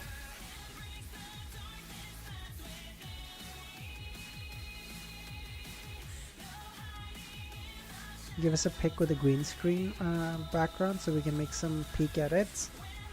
Because I was thinking, like, you know, we could just have like a dark, eerie, like library thing or whatever, and just have it be cool. Because I thought that'd be nice. I still don't know if I partially want to do it because I feel like for the thing it'd be really good. Like I feel like for the streams it'd be good. It'd be, you know, much more, you know, professional looking and stuff. The flip side is I have to fuck up my entire room, so I mean, it's a little give and take there. It's targeting me. What the hell is this? I'm still very far from where Lord Nib stays. It's really dangerous outside. Thoughts surfaced in Emlyn's mind as he felt his spine turn cold and his muscles turn tense. Also normal music now? Oh yeah. I didn't know if there was. I don't know what this thing was that was. Behind Emlyn. As thoughts flashed through his mind, he had an idea. He stared at the moon puppet and muttered in ancient. Oh, good lord! And muttered in ancient Hermes. The fool that doesn't belong to this era, the mysterious ruler above the grey fog, the king of yellow and black who wields good luck. Can't a man have some sleep in the middle of the night? Klein sat up as he rubbed his temples in fury. He left his bed, went above the grey fog. Is it Emlyn White? Klein glanced as he curiously emanated his spirituality. He then saw a stiffened Emlyn and saw the thin, strange puppet looking at him. There's something wrong with this puppet. Klein, who could see more with the grey fog's aid, didn't hesitate to summon the sea god scepter from the junk pile into his hand. The blue gems on the end of the bone scepter lit up one after another, emitting a blind luster. After chanting the fool's honorific name and seeking his existence, Emlyn already felt his cold blood turn colder. It felt like it would slowly turn to ice. This made his body rapidly turn stiff as he watched the moon puppet stumble and swagger towards him. Oh, is this thing? This thing is kind of similar, in essence, to the Antigonus family puppet, right? Like he kind of slowed down. He felt cold. He's like, "Oh, I'm dying." At this moment, a silver bolt struck down into the alley, causing all the gloom and darkness to scatter. The sizzling bolts sizzled into a ball of lightning and landed on the moon puppet, drowning it in a swath of silver. The burst of lightning dissipated immediately as the strange puppet was left charred black. It lost its decorations as it collapsed. As for Emlyn, his blood no longer froze. With him quickly recovering his stiffness, he knew that the fool was watching. And he hurriedly asked, "Do you need... No. What can I sacrifice to you?" He always believed that the fool adhered to the principle of equivalent exchange. Therefore, he believed that he needed to pay for requesting his assistance. Having a personal smite on call is peak. Actually, it's like, dude, imagine in like Minecraft, like you see like a troll coming to you, and you're like, the fool, please lend me your help, and the troll that's coming to you just gets fucking struck down with lightning, and you're like, haha, bitch. After a brief silence, the boundless grey fog and the faint illusory figure behind it appeared, and a lofty voice sounded, "That puppet." All right. Emlyn took 2 steps forward, bent down to pick up the puppet, cleared the scene before him, before quickly leaving the East Burrow. Fuck. As for Klein, he cautiously used a paper angel to disrupt any divination before returning to the real world. Just as he was planning to return to bed, he suddenly discovered the moonlight brighten outside as it seemed to stain with blood. Klein walked to the window in puzzlement and saw another blood moon. United, how's it going, man? Orwell actually has a story about how tiring it is to be a god. It's about Poseidon stuck in his throne under the sea for thousands of years doing all the paperwork to run the ocean. Wait, actually? That sounds cool. I do want to check that out.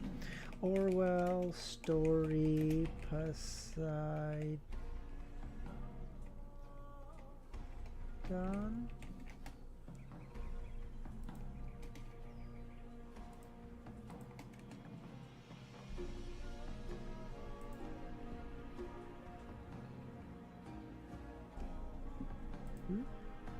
I'll see if I can find it later. Blood moon. Alger looked up at the sky as he steadily walked into the cathedral ahead of him. This was the place he'd be giving the report tomorrow.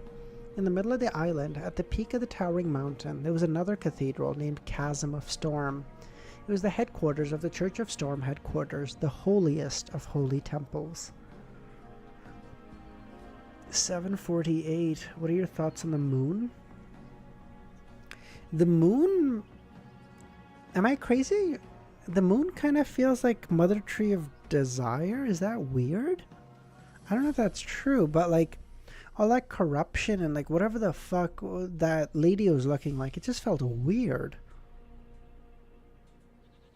But I mean, Mother Tree of Desire, so maybe it's like, maybe it has something to do with like the planter pathway or some bullshit, you know? I don't know.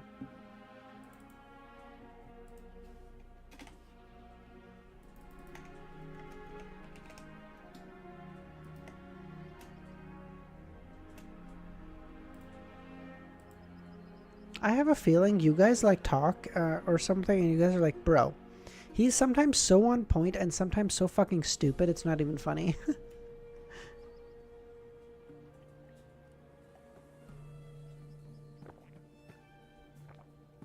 In the Lightning Cathedral, the high and spacious dome arced planters are menaces to society. Actually, dude, I feel like if 100 sequence 5 or 6 planters got together, they could just kill all humans.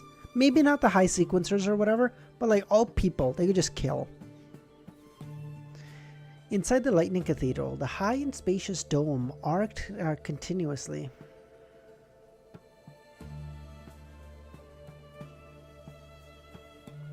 There wasn't a blank space with gold and blue as the main color. It made anyone who walked beneath it subconsciously feel the place was sacred and solemn. Alger often made contact with a secret existence, and he often gathered in a place of a deity's residence. As a result, he no longer had a longing for this. Gilgamesh, how's it going, man? How you doing? Haven't seen you in a couple of days. He wasn't as respectful as before, but he still had to put on the act. Like the other sailors around him, he kept his head down as he lightened his footsteps without even daring to breathe clearly. In the silent atmosphere, they were led by the priest all the way to the clergyman's quarters at the back of the cathedral, with each of them getting a room. I think, Shido, I think it's basically that once we finish the series, for example, doing well, playing your stream while working. Oh, I see. Okay, sounds good, man. I think what it is eventually once you finish the book, you call everything by the sequence 0 names, but until you don't know, you call everything by sequence 9 names because that's what you first learn. That's awesome, Gilgamesh. Wait, you're working right now. Where the fuck are you located? Okay, so you've got to be on the other side of the world. Eastern Europe or Asia, I would assume, or something. Because you're working right now. It's fucking midnight for me. After closing the door, Alger saw the sanguine moonlight shine into the window. It made the environment turn cold and sinister, as though countless wraiths seemed to be observing the real world through a thin curtain. Every time the blood moon appeared, one's spirituality would be enhanced. Powers that stemmed from spirituality in hell would receive a significant boost. While the negative emotions of living beings would reach an explosive state, the higher the sequence, the more obvious it would be. I don't know if you guys ever have this, but like I say we, but like anyone who worked in like retail or dealt with people in general has like this belief. No, just graveyard shift. Oh, I see. Okay, never mind. Oh, I see. Has anyone who deals with people or in like retail or like fast food or whatever has this belief that like there's something about full moons. Like people are extra crazy on full moons. I don't know what it is. Like you walk in and a client is crying that the monthly charge that they've been getting for 4 years, they got charged this month, and it's like, motherfucker, you've been charged the same fee for the past 4 years. Why are you hassling me about it right now? And then you look at your calendar and it's like, oh, full moon. I don't know. There's actually something crazy about people on full moon, dude. Actually, people are out of their fucking mind.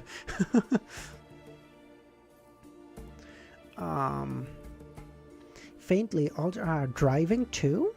I haven't heard of the driving one. Cool. I don't know. Yeah, there's literally something about, I don't know. There's something about full moon. I feel like there's like a part of us that's like fucking, I feel like there's a part of us that's a werewolf, and like on full moons we go. So why isn't the sun pathway called the bard pathway? You can call it that, Shido. But since we know the sequence 0 is sun, we just call it the sun. But you can totally call it the bard pathway. People would know what you're talking about. Faintly, Alger heard sobbing, low shouts, and whispering. This was completely different from the solemnity he previously felt in the Lightning Cathedral. Illusory arms appeared before his eyes as they reached outwards from the walls, the ceilings, and the floor, like a three-dimensional pale forest. Alger knew the abnormality of the blood moon, so he removed his captain's hat without panicking and entered the bathroom and washed his face. During this process, he heard a distant singing sound. The singing was indistinct. It was as though it came from the middle of the island. It kept echoing endlessly, as though it was right beside Alger. It didn't make him feel horrified, for it was akin to a woman who was away from her family and loved ones, singing slowly and sadly.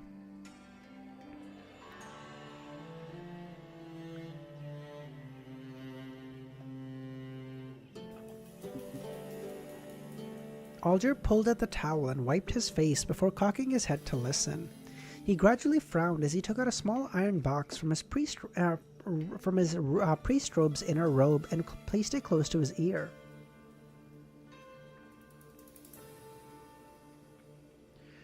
Oh my god, my nose is so itchy. It was in that ocean songster's beyonder characteristic that he purchased from the world. He suspected that the residual mental imprint on it was temporarily enhanced by the blood moon. As the metal box came close, the singing by Alger's ears became partially clearer, melancholic, sorrowful, wistful, and painful. Apart from that, there was still an ethereal and ancient voice sounding from it. Whose voice is that? It sounds like an elf. An item in the church that stems from the elves? This ocean songster beyond her characteristic on me comes from an elf? Due to them sharing the same sailor pathway, the Church of Storm had always been in search of elven relics. They were used to concoct potions, make sealed artifacts, or isolated underground ruins. Those with relatively fewer negative effects were rewarded to clergymen. Therefore, it wasn't odd that something like this would be stimulated on the night of the blood moon. If it's a mystical item, there wouldn't be a problem. If it's a sealed artifact, it definitely means it's not simple if the voice can penetrate an isolation barrier. Alger reined in his thoughts and went to bed. He fell asleep and had a dream. After an unknown period of time, Alger suddenly felt a little lucid. Vaguely aware that he was having a dream, but he automatically sized up his surroundings. He discovered that above him was rippling dark blue seawater, which was stacked up layer after layer and blocked the view of the water. Ahead of him was a beautiful palace of coral. It was tall, spectacular, dark and gloomy. Alger subconsciously walked towards the palace and opened the door. Inside were columns of coral with an exaggerated dome. Over 100 meters away, there was a throne embedded with sapphire, emeralds, and pearls above a 9-stepped staircase. Alger looked over and saw a woman in exquisite ancient dress sitting in it. Her hair was black and she held up into a bun. Her facial outline was soft and her features exquisite. She had a beauty that seemed timeless. But her expression was cold and her ears sharp. She looked down at Alger from a commanding position. In her hand was a golden wine cup with complicated patterns. Add this to the notes?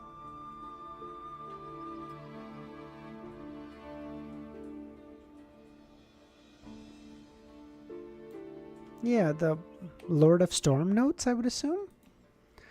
Alger was just about to say something when her eyes emitted a silver light resembling the bright flash of lightning tearing through the dream. Alger sat up and subconsciously gasped for breath. He found the dream both blurry and clear at the same time. Wait, where would I add this, Ramiro? Elf King Son. Oh, sorry.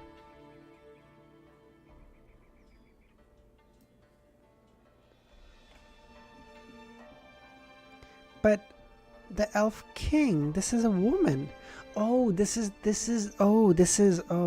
his wife. Calamity. Oh, I see. The Calamity. What the fuck is her name? Kohenem. Oh, I see. Thank you. Okay, sir. Okay, listen. I just need a little help, okay? Especially on night streams. I just need someone to help me a little bit, okay? I'm sleepy. It's midnight for me. This is not... I don't do my best thinking at midnight, okay? I had a strict rule all throughout high school and university. If I didn't get something done by 10 p.m., I wasn't finishing it. So I don't do my best thinking this late at night, okay? Sue me. Ancient gods, Sonya Theron, Ormir, Elf King, Sonya Theron.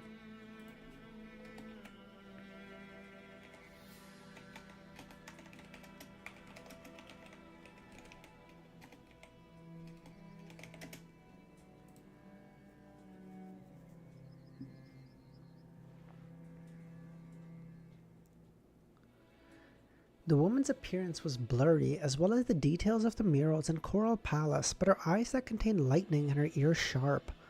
A high-ranking elf, under the effects of the blood moon, her relics resonated with the ocean songster characteristic I have, resulting in it affecting my dream. Calamity Kohenem? The Book of Calamities she left behind has been sent to Pasu Island. After making the report and departing, I'll seek the Fool's advice and see if there's any unexpected influences regarding this matter. Alger didn't dare recite the fool's name in the Church of Storm headquarters. After daybreak, he didn't show any sign of abnormality. Under the servant's lead, I entered a room with a long table and was questioned by 3 mandated Punisher deacons.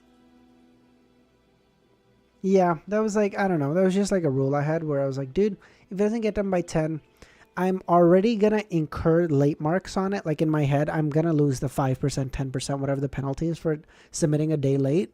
So at that point, just go to bed, get a full night's rest, do it in the morning. If I was like really stressing about something, I'd set an alarm for like 5 a.m., work on it from like sleep from like 10 to 5, 6, 11 to 5, whatever, and then wake up at 5 and then do it. But like like after 10, I could feel myself like being slower. You guys can probably notice this too. Like I feel like in my day streams, I'm like a lot more sharper. Like I make theories a lot more. Whereas in my night stream, I'm just reading. We're talking. We're chilling. We're having a good time. Okay. We're not like, I'm not doing theory crafting because I'm like 30 IQ points dumber than I should be. And trust me, I can't afford to lose 30 IQ points. Okay. Among these 3 deacons, only one of them possessed dark blue hair. This was because this wasn't a necessary change that would happen from consuming the Sailor Pathway potion. However, this trait would be quite stubbornly passed down, just like the elves. Many of them with black hair would end up with blue hair. Nowadays, mixed bloods with elven blood mostly had blue hair. Alger sat at the end of the long table as he systemically answered all the deacons' questions. He mentioned what he had done at sea, what he planned to do, what he had succeeded, what he had failed at. And this would be compared to the description from his crew to prevent anyone from lying. Towards the end of the report, the deacon with the dark blue hair glanced at Alger and asked, "Do you know the Admiral of Stars, Cat Leia?" "Not only do I know her," Alger gave it some thought and said, "I met her at the pirate convention." Think of means to get to know her. Try to investigate Gehrman's situation from her. So that's how it is. Because Gehrman hunted the Admiral of Blood. Alger deliberately feigned his ignorance. What did Gehrman do again? Actually less than 4 days? 3 days, right? No. Oh, yeah. Oh, sorry. Just under 4 days. You're right. It's like 3 days and like 22 hours or something.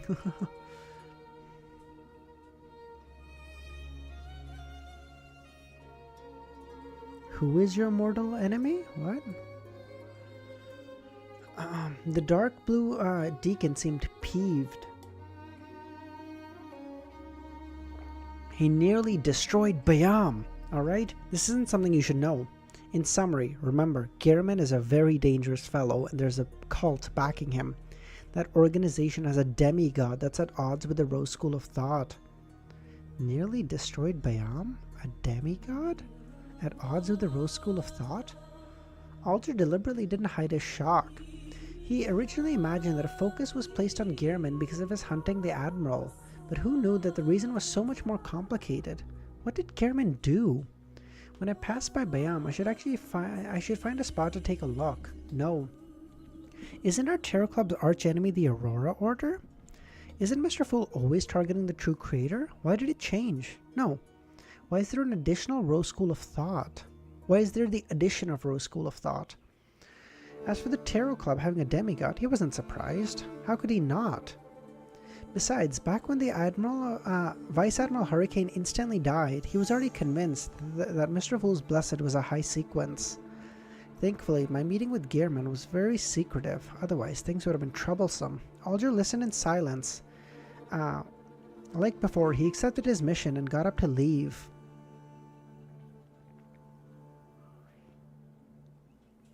Backland's North Borough, outside 160 Bauckland Street, servants stood in 2 rows to welcome their master's arrival. Oh God. With white hair at his temples and deep blue eyes, Dwayne Dantis wore a tailcoat and a top hat with an inlaid cane, together with his butler, Walter, and valet, Richardson. He walked in between his servants and arrived at the entrance of the 3-story building. Waiting there was the housekeeper, Taneha, who had long been selected. She was in her early 40s, and her hair was neatly tied. She looked ordinary, but wore an experienced demeanor. Would you like a countdown on stream? I can, just some guy, if you guys are interested. If you guys are interested, I can get that set up tomorrow. She was in her early 40s. No, already read this. From the information received in the interview, Klein knew this lady was born in the East Borough. She was a believer of the goddess, and she had chosen to be trained by a charitable organization by the church at the age of 15. After more than 10 years of hard work, as well as free lessons from night school, she was promoted from the lowest-ranking maidservant to a lady's maid. She later followed the tycoon's daughter when she got married and became a housekeeper until the family met financial crisis, forcing her to leave. She was extremely experienced when it came to managing a household. Romero did assure me that their insurance package is very comprehensive. I'm just saying, Amazon doesn't have that. After this lady signed the contract, she received £1,000 from Dwayne Dantis as petty cash for the month before entering an argument with butler Walter on whether they should purchase or rent a carriage. From her point of view, since Dantis' goal was to enter high society and move into Westboro or even the Empress Borough, a carriage needed to be custom-made, not to appear inadequate. Before that, they could rent a high-end carriage for a year and wait until there was hope of him becoming a noble before they custom-made one. It was a more reasonable choice that didn't waste money. She convinced Walter, and of course Klein, this was only because renting a high-end carriage with a horse only cost £88, and a two-wheeled carriage only cost £42. I have clips of Anime Wiz praying to the true creator. That happened one time because I needed some help, and it worked, okay? Of course, someone who controls the household's expenditure needs someone who's good at accounting.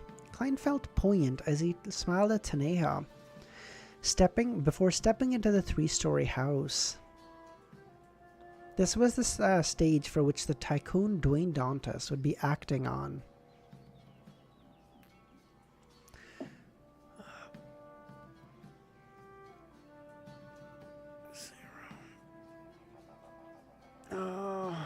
One, two. Am I behind schedule? An hour 40. So 7 chapters is what I should have read by now. 4.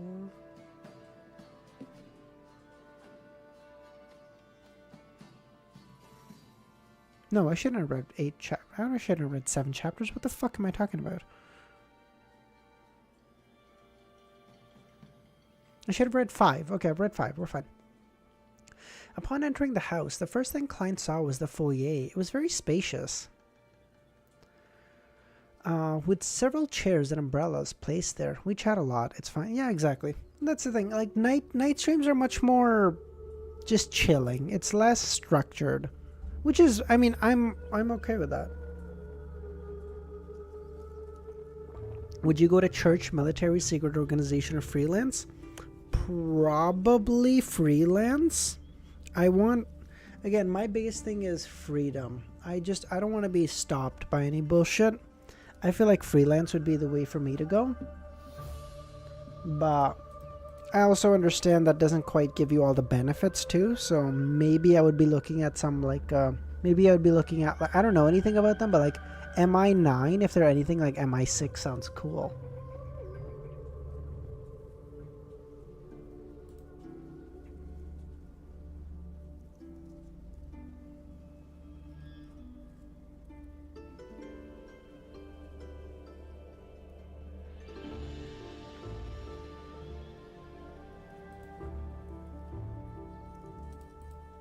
So you want to be 4s? Wait, why do you figure that? Wait, what did you send, Romero? Oh god, no, Romero, no, get this out of here. No.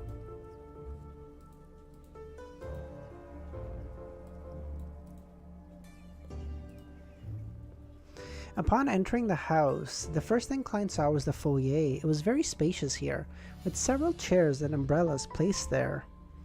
Furthermore, the furnishing was elegant and the decorations were befitting of his status. If he hadn't known of the structure ahead of time in his inspection, Klein might have imagined it to be the living room. After passing through A second main door, the site before his eyes opened up. Nah, I'm just kidding, Romero. You can send it. It was just a joke. You're good. It was a huge hall that could accommodate dozens of dancing guests. In the middle of the hall was a brightly colored, thick and plush carpet. Surrounding it were spaces that covered with bright marble tiles, with a piano, stone sculptures, and other decorations decorating the hall. There was also stone columns that held up the second floor with inlaid ornaments. To the left was a series of floor-to-ceiling windows, and beyond them was a lush green lawn and blooming garden. To the right were walls, wooden doors, and a corridor that led to the lounges, storerooms, washrooms, kitchen, and butler room, etc. The hall was 2 stories high, and there was a crystal chandelier hanging down from the ceiling. It instantly made one imagine what it would look like when night fell. Ahead of them were 2 staircases that led to the second floor. The winding corridor here was square in shape, and the emptied out section in the middle happened to be where the carpeted hall was. All Klein needed to do was hold a cup of wine and stand behind the railings of the second floor, and he could leisurely take in the sights of a ball below. I prayed to the fool in a bathroom stall before exams. On 2 of those exams happened. So yeah, it was a success.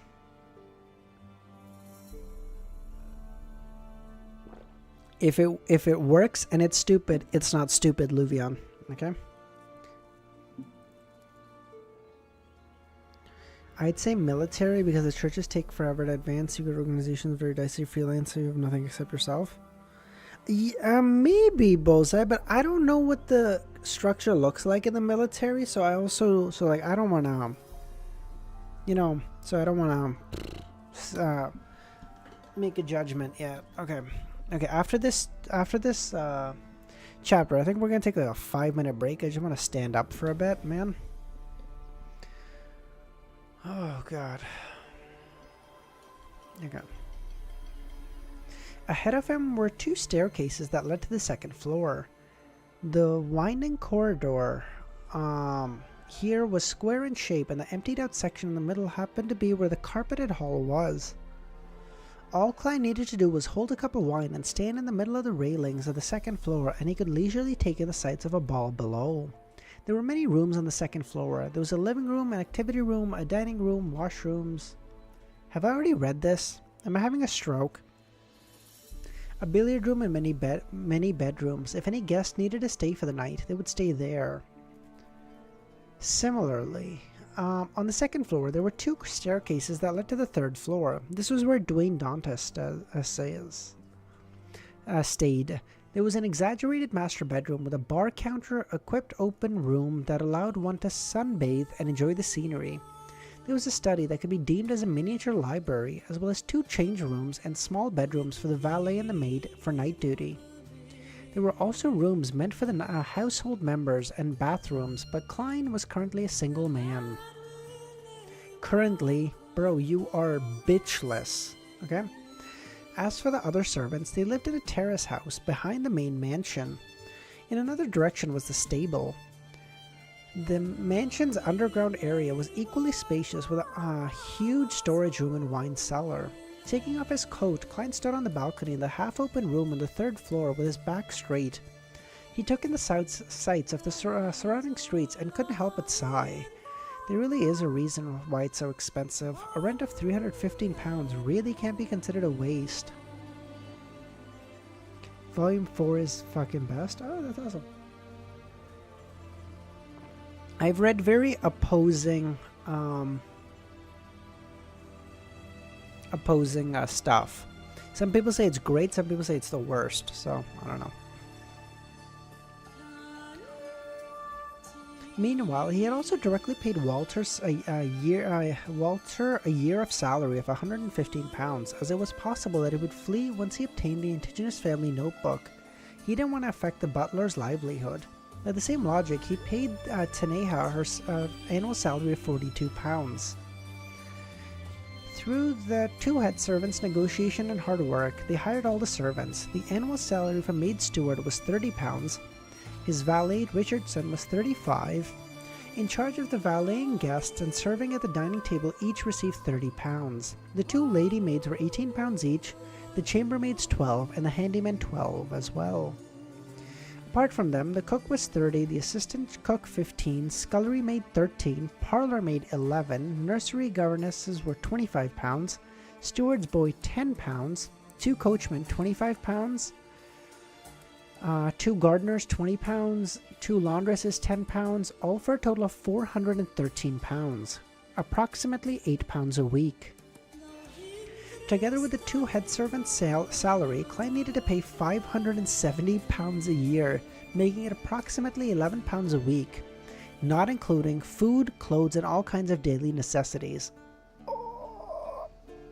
I'll have to pay £10 to £20 a week without any income the moment I open my eyes. In the afternoon, he had paid off the rental fee for the 2 carriages and the servants' first week of salary, together with him receiving the housekeeper Taneha. Together with him giving housekeeper Taneha £1,000 for daily expenses, he only had £1,286 and 18 gold coins left. However, he would receive the payment from Miss Justice and Hermit within the week. I wonder how long that £1,000 can last Taneha. Just to store up the required beverages for the ball would cost a few hundred. Oh, that's terrifying, dude. I love how Klein is doing all... Dude. Doing all this, maybe he can get it a little bit sooner. Is that crazy? Maybe he can get it before 1,000? I still feel like thematically it makes sense for him to become a demigod at 1,000, but... To calm his emotions, he decided to head above the grey fog. He wanted to study the puppet which Emlyn sacrificed. After the blood moon appeared, Klein had no choice but to return to the mysterious world and pull Thors in. He resisted the urge to sleep as he listened to her drone on and on about her daily life in Backland. Thors is sitting there, she's like like I've really been, I'm so thankful to you for everything you've done, like you've saved me from the ravings. It allows me to just carry on my daily life so much easier. Like and Klein is like, bitch, shut the fuck up. I want to go to bed. You guys ever have this where you're like at a party and you're like talking to someone and they're like telling you and you're like, bro, I'm so fucked. Yeah, like at a party, I feel like I have 2 things. Either it's like late and I'm like sleepy and I'm like, bro, shut the fuck up. Like just shut the fuck up. Leave me alone. Or second, I'm like really bloated and I'm like, oh, I don't feel great, bro. Ma'am, just leave me the fuck alone. I don't. Thank God. And this is when Klein is sitting there. He's like, Forrest, shut up.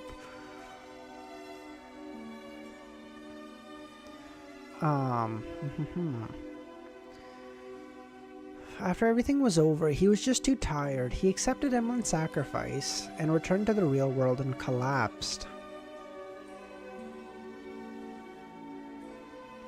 After straightening his vest, Klein walked to the door and told the attending valet, I have a habit of sleeping in the afternoon. I don't want anyone to disturb me. Yes, sir, Richardson answered. He was an illegitimate son with mixed blood. His father was Loanese, and his mother was a native from the East Balam.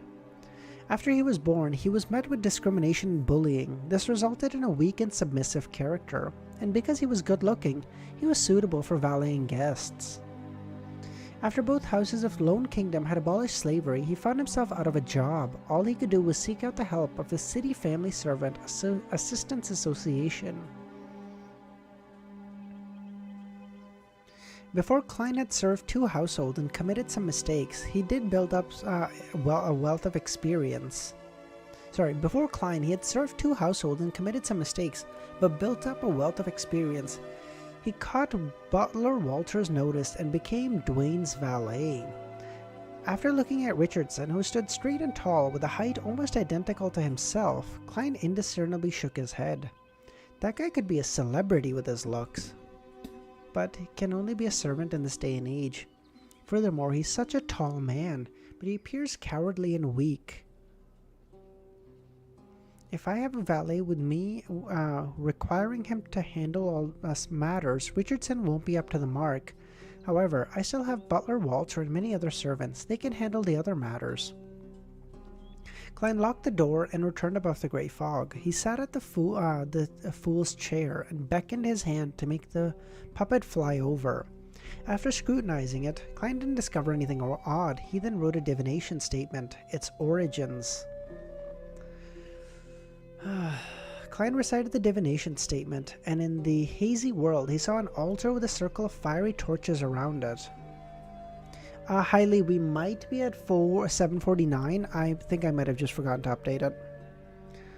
On the altar there was what resembled to be human skin with traces of blood everywhere. In the middle were 3 candles and a few puppets that resembled thin wooden poles. These miniature puppets had curved eyes and mouths, as though they corresponded to the crimson crescent moon in the sky. Therefore, they continued hanging in their creepy smiles. A priest in a dark red robe was circling the altar in heavy steps, as though he was dancing. At some point, moonlight gathered and shone in on the puppets as they increased in brightness. Towards the end, it resembled the gentle ebbing of water waves. The ritual quickly came to an end as the priest picked up the thin puppet and walked to the human body found bound to a frame beside him. Instantly, he stabbed it through the body's eye socket. What the fuck? Amidst tragic cries, the scene suddenly changed. The dead man with a moon puppet in his eye was buried somewhere in an orderly manner. The scene once again skipped and showed further developments. Every full moon or blood moon, the moon's glow would scatter around the grave, seeping into it like water. Klein opened his eyes. He had a general idea of the puppet's origin. It came from a prayer ritual to the primordial moon. It was a ritual lasting centuries. Over the past few centuries, they absorbed the power of the crimson moon, mutating bit by bit until they were exhumed by colonists.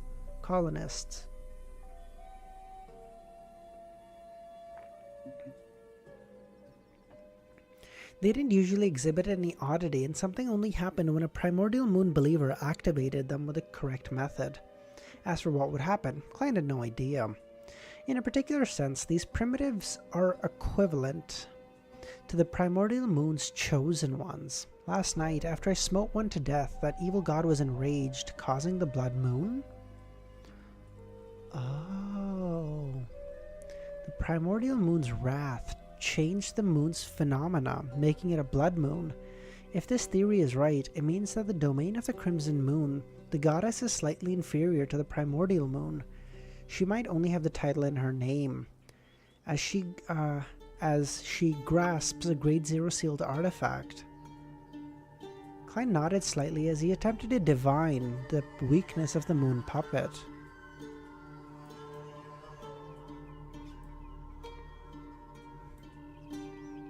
Oh. That's why it was said the Evernight goddess would be closer to star or sun? No, star than moon. Oh, cool.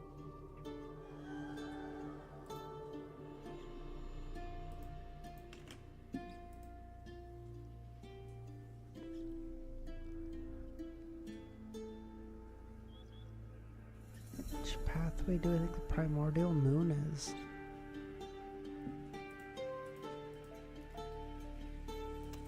Give me a second. Let's pull this up really quickly.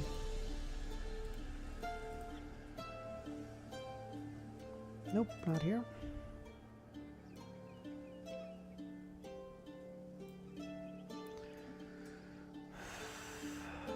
No. No. No, no. No, no.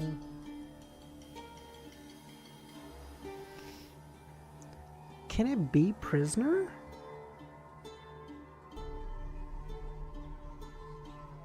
Cause they all get bad effects during the moon, right? So could it be prisoner?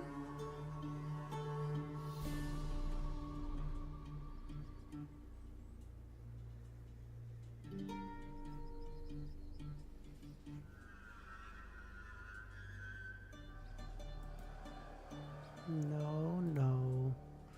No. No, no. Assassin? No. Primordial Demoness, probably. No. No. Oh, wait. Would it be Apothecary? Moon? Would it be Apothecary? Oh, wait. Is it just Apothecary? Am I just stupid?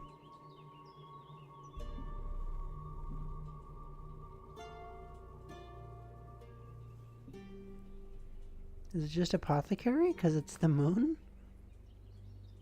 Okay.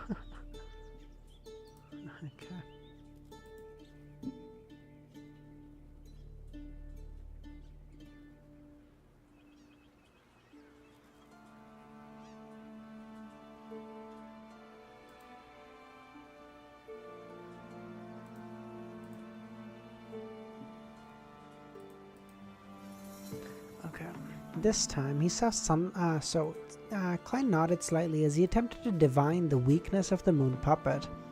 This time he saw sunlight and lightning. This means the Beyonders in the sun domain and the lightning domain of the storm pathway are best at dealing with it. An hour later, Walter, who was wearing a starched suit and white gloves, knocked on the door and bowed. "Sir, I'll be printing your name card in a while. They'll be sent to the neighbors along with some gifts. This will take a few days to observe their situation. If they're willing to accept you, they would send some gifts and invite you to their to be their guest. Does your name card need a title added?" Merchant Dwayne Dantis from Desi Bay would suffice. "Based on your wishes, I'll immediately arrange for you to have etiquette lessons. The focus will be on dancing. I've hired a professional teacher."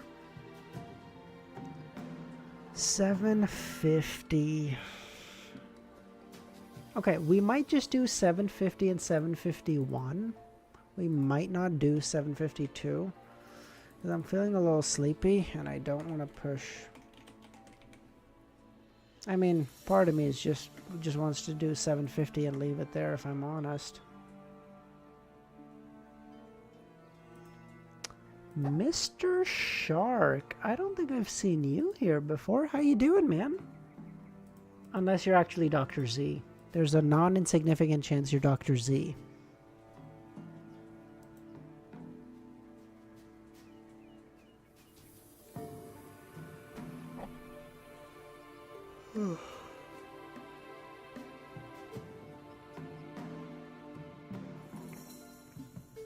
Good first stream for me? Oh, never mind. Okay.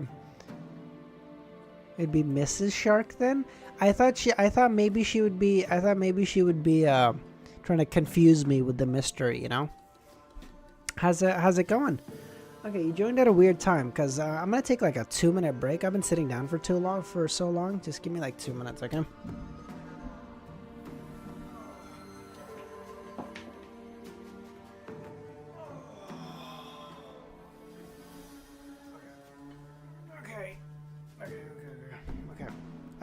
Okay, the next day's Wordle is up. Let's just do that right now.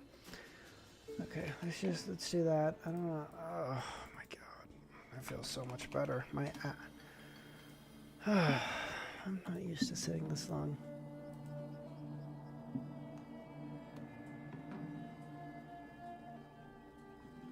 Okay, let's just do Wordle.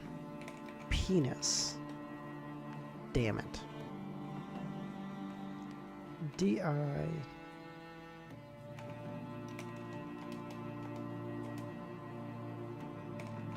Death. Something. Okay. F-L-E...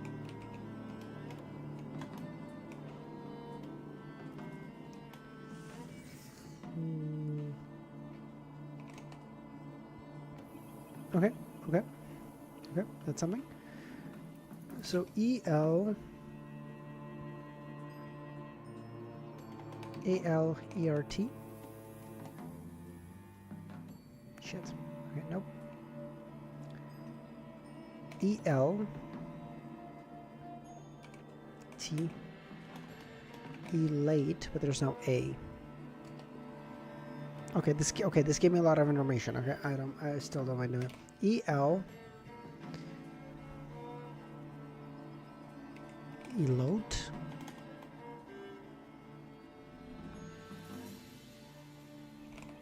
That's not a word.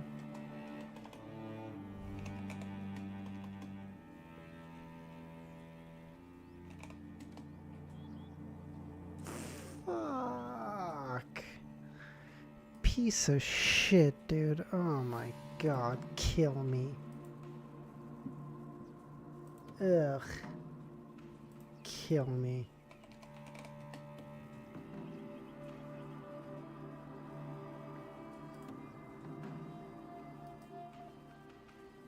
You had I. Did wait, did I? Did I? Okay. It's all good. It's all good. It's fine. Do you think Edwina was shooting her shot at Garriman during the Grosel arc? I sure do. You badoon, you had the answer. I don't. It's fine. It's fine. It's fine. Okay. We'll just do connections and then we'll get back to reading. Okay. Ow. Okay.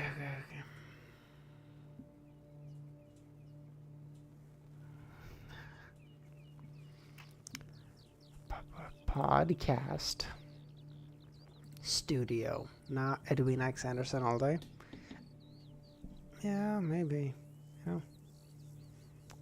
Can we all agree that Klein fumbled that Edwina bag? I think I agree. Yes.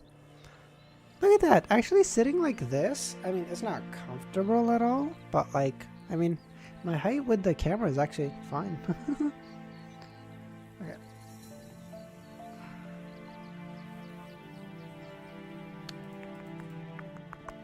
Firm, solid, tough, rigid.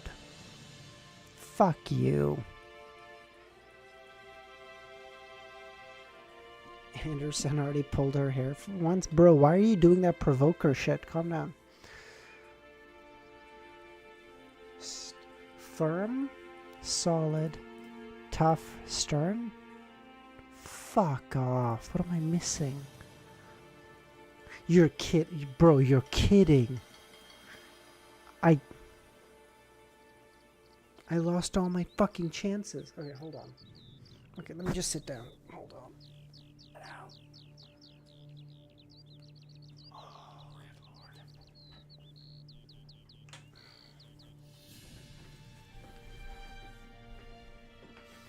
You are fucking kidding me. God damn it. Okay. Cast, director, studio, line,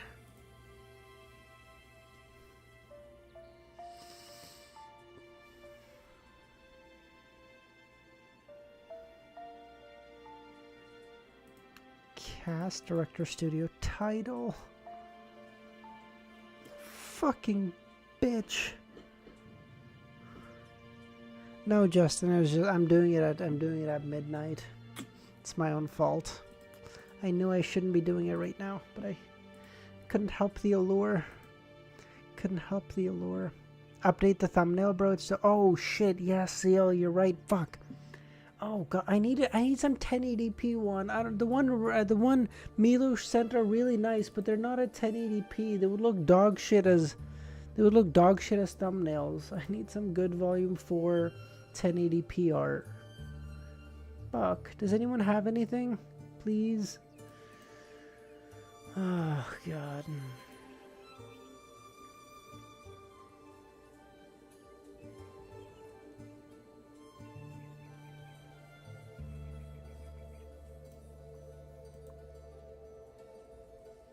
Okay, let's just go. Okay, 750 attraction. Let's go. Having read many newspapers, Klein knew what the social life he wanted to that the social life he wanted to enter had many balls. So he was. Which balls, bro? You can download Dwayne Dantis' art. I don't know. Highly. I've been yelled at too many times. I don't look for art anymore. I get yelled at every time I do. Volume 4 stuff, or really just like ending of Volume 3 stuff would work as well, Romero. Having read many with that said, he looked sideways at his valet, Prepare the carriage. I'll be heading over to St. Samuel Cathedral. Klein vividly remembered that his main goal was to act as a devotee in order to get to know the clergyman. From there, he would sneak in at Chanis Gate. Therefore, he planned to pray at the cathedral whenever he had time. Yes, sir, Richardson replied. Before long, Klein boarded his carriage, decked out in a coat and top hat. He enjoyed the scenery on his journey. In fact, there was a tiny bar counter in the carriage, and in it, Butler Walter had specially prepared golden lanty, winter black rand, and other distilled liquors, as well as all kinds of red and white wine that came from Intas.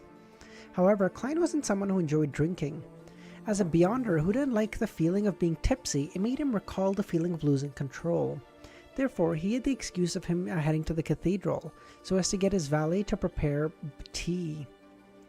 Never forget point line from the third. If it's possible, I'd actually like a cup of sweet iced tea. It's something from the south, Klein jokingly said to Richardson. I will prepare it next time, Richardson immediately replied. Klein chuckled and shook his head. No, there's no need. That won't appear decent.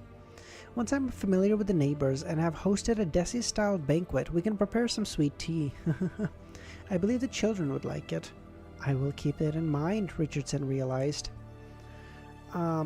It only took 20 minutes to go to reach St. Samuel Cathedral on foot. If it wasn't because he needed to hire a coachman and rent a carriage to befit his status, Klein would rather walk. Soon, the carriage stopped along the square outside the cathedral. Klein held his gold inlaid cane, got out of the carriage, and stopped to enjoy the pigeons' dance. After entering the cathedral and coming to the main prayer hall, he passed his top hat and cane to Richardson. He found a seat near the aisle and sat down, and silently prayed. Richardson sat next to him, putting the items in place as he glanced at the dark, sacred emblem on the altar, and closed his eyes as well. In the serene atmosphere, Klein felt his spirituality lightly scatter. He wasn't too surprised by this, because the praying masses in the cathedral would encounter something similar. Tiny bits of spirituality that carried pious belief gathered together to power Chanis Gate's seals underground. Oh, that's cool. So the believers actually power Chanis Gate. Oh. After an unknown period of time, his spiritual perception triggered as he opened his eyes and looked diagonally across. Standing there was an elder in a black clergyman robe. From afar, he had a cold aura with a lacking expression. He blended in with the prayer hall's dark environment to a degree. A keeper, Klein made a judgment. He closed his eyes again and continued praying. Of course, he had already remembered the man's facial features. Big nose, grayish-blue eyes, loose facial skin, and no facial hair. The elder, dressed as a clergyman, had sat down as well. He focused on praying. Inside the prayer hall, the walls in front had a few holes. Pure light shone in from them like resplendent stars, making the dark atmosphere appear gentle and holy.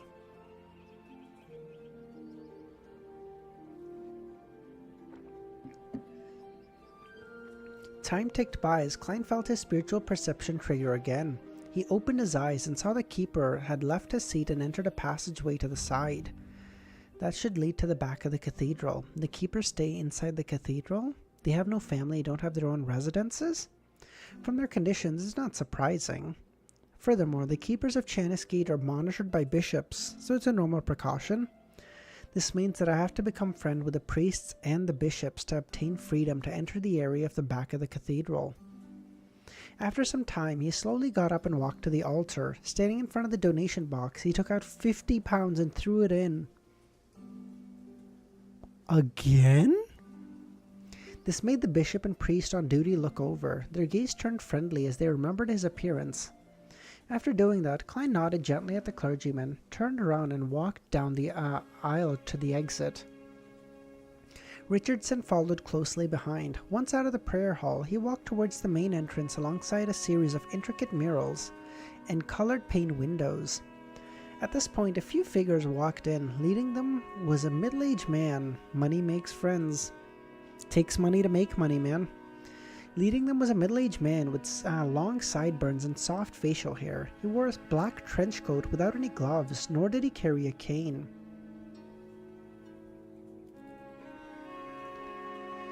Behind him was a young man. Oh, God. Behind him was a young man dressed in a similar trench coat.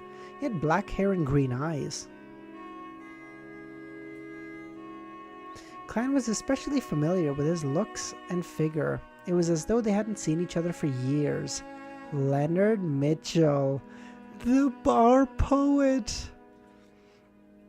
Klein's pupils constricted, but he didn't stop at all. He maintained his pace and stride and walked towards the Nighthawks. Yes, Klein was certain they were Nighthawks. When they met, he casually swept a gaze at Leonard and company before passing them towards the main entrance. The main entrance was open, the clouds outside were thin. There was plenty of sunlight and pigeons were flying. Leonard glanced at the believers who walked past him out of boredom. He retracted his gaze and said with a sigh, "I hope we can stay in Backland for a few days to have a good rest this time." The case this time wasn't only dangerous and thrilling, but also required us to be tense the whole time. His team of Red Gloves had just cracked a human skin Dawning Devil case. They captured 2 targets. Oh, that's so cool. It's so good to see. It's so good to see Leonard again. This seemed easy on the surface, but wasn't simple at all. They went through plenty of setbacks and tribulations before completing the mission. Every member was exhausted. Captain Soes shook his head. This is the life of Red Gloves. You should have known this is how it would be when you chose to join. However, congratulations on advancing to Soul Assurer. Leonard curled his lips into a smile. It's slower than I expected. Also, Captain Soest, you finally reached Sequence 5. Wait, so Sequence 6 is Soul Assurer?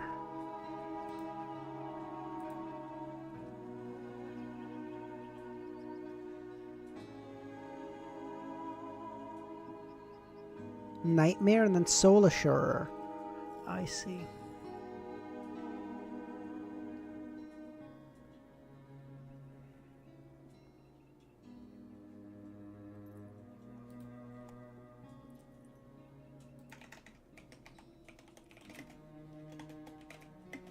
Six, Soul Assurer.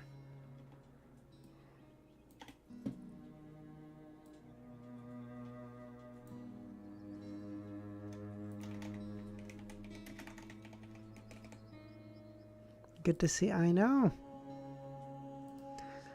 Leonard is only a sequence behind Klein.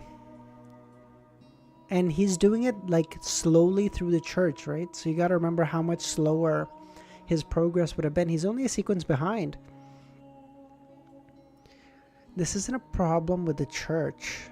If I could have endured it better, I would have become a spirit warlock earlier. Spirit warlock. Spirit warlock. So now I have 9 through 4 of the sleepless pathway. Okay, cool. Soest wiped his smile as he walked into the prayer hall. Pray to the goddess. It will effectively eliminate your mental stress, allowing you to recover. As he spoke, the team of Red Gloves entered the dark and serene hall as they found a spot to sit down. Leonard was about to focus when he heard a slightly aged voice ring in his mind. That person from now is problematic. Who? One of the men you met at the entrance. I'm living in your body and my strength hasn't recovered, so I wasn't able to see too clearly. What do you mean by problematic? He has an ancient aura. A Beyonder who has lived for a very long time, Leonard mumbled. I will try to investigate. So far, what do you think of the other sequences of Sleepless are like? Wait, sorry, Romero, say that again? So what do you think the other like, as in what their powers would look like for Soul Assurer and stuff? Oh, fuck. Fucking piece of shit.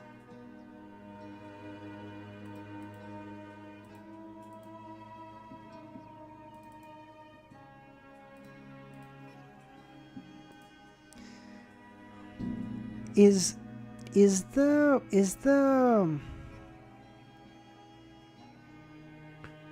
Is the demigod basically sensing what Hilarion was what referencing? Was he sensing that the uniqueness of Klein? Basically, is that it? Oh, what do you think 3, 2, 1 will be the names? Oh, I see. Oh, okay. What do you think the theme of the Sleepless Pathway is?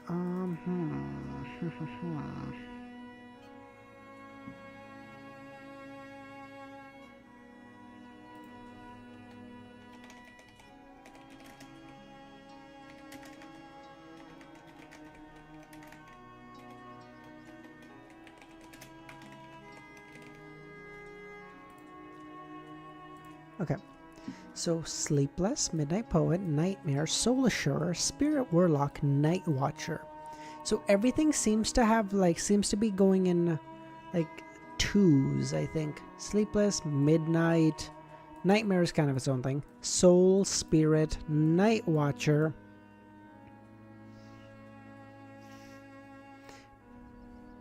Midnight Magician.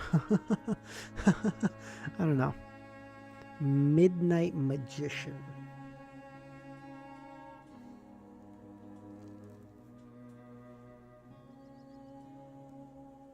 You know, Nightmare, Night Watcher, Midnight Poet, Midnight Magician. Sequence 2. Sequence 2 is gonna have to be its own thing. But now we're getting more into the night creep. But now I would assume this would have more to do with the spirit world, or like astral, something like astral existence, or astral fucking sleep paralysis demon. Like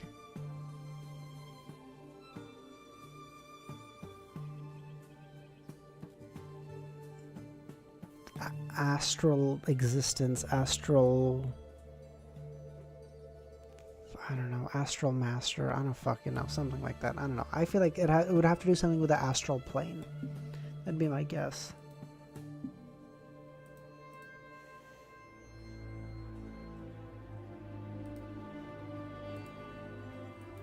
Okay. Dawnbringer or some shit. No, Dawn is no.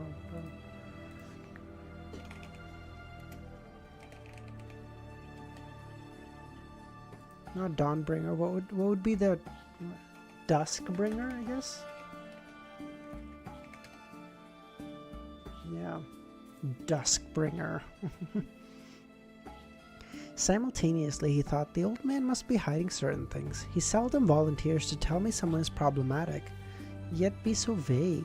After I find the target and confirm there's no danger for the time being, I'll leave it. I don't want to be embroiled in some conflict of some undying monster from the fourth epoch.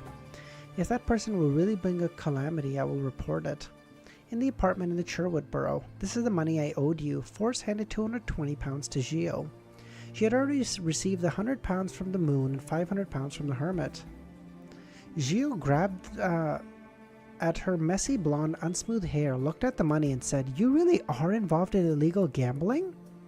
I have to tell you that gambling must be a scam and a trap. They let you win so you lose even more, even though you're a trick master and have a chance at fooling them. Such gambling scams might have other beyonders hiding. Do I look like someone who'd participate in illegal gambling? Yes, you didn't hesitate. If I didn't stop you, you wouldn't just be smoking cigars. You'd be smoking cannabis."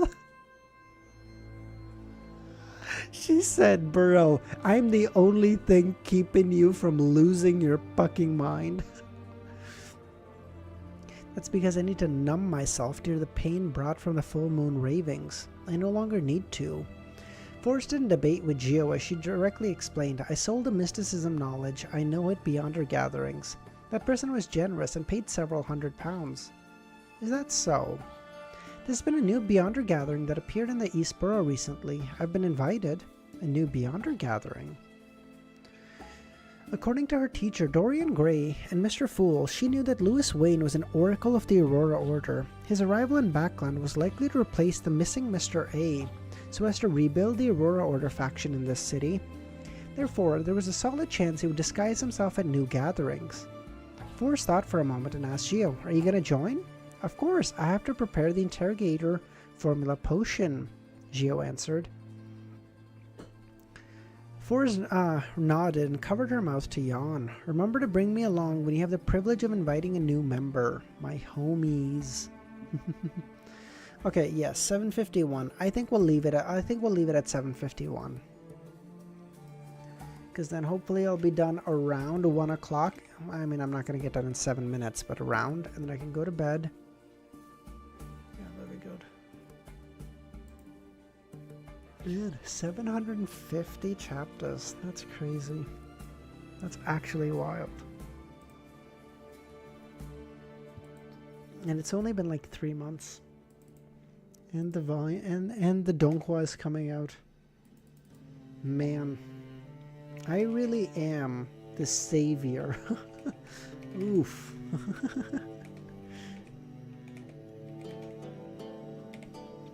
I came along and you guys are just swimming in content now. You're welcome. No need to thank me. Yes, Wes, I will. I was like, how exactly that looks like?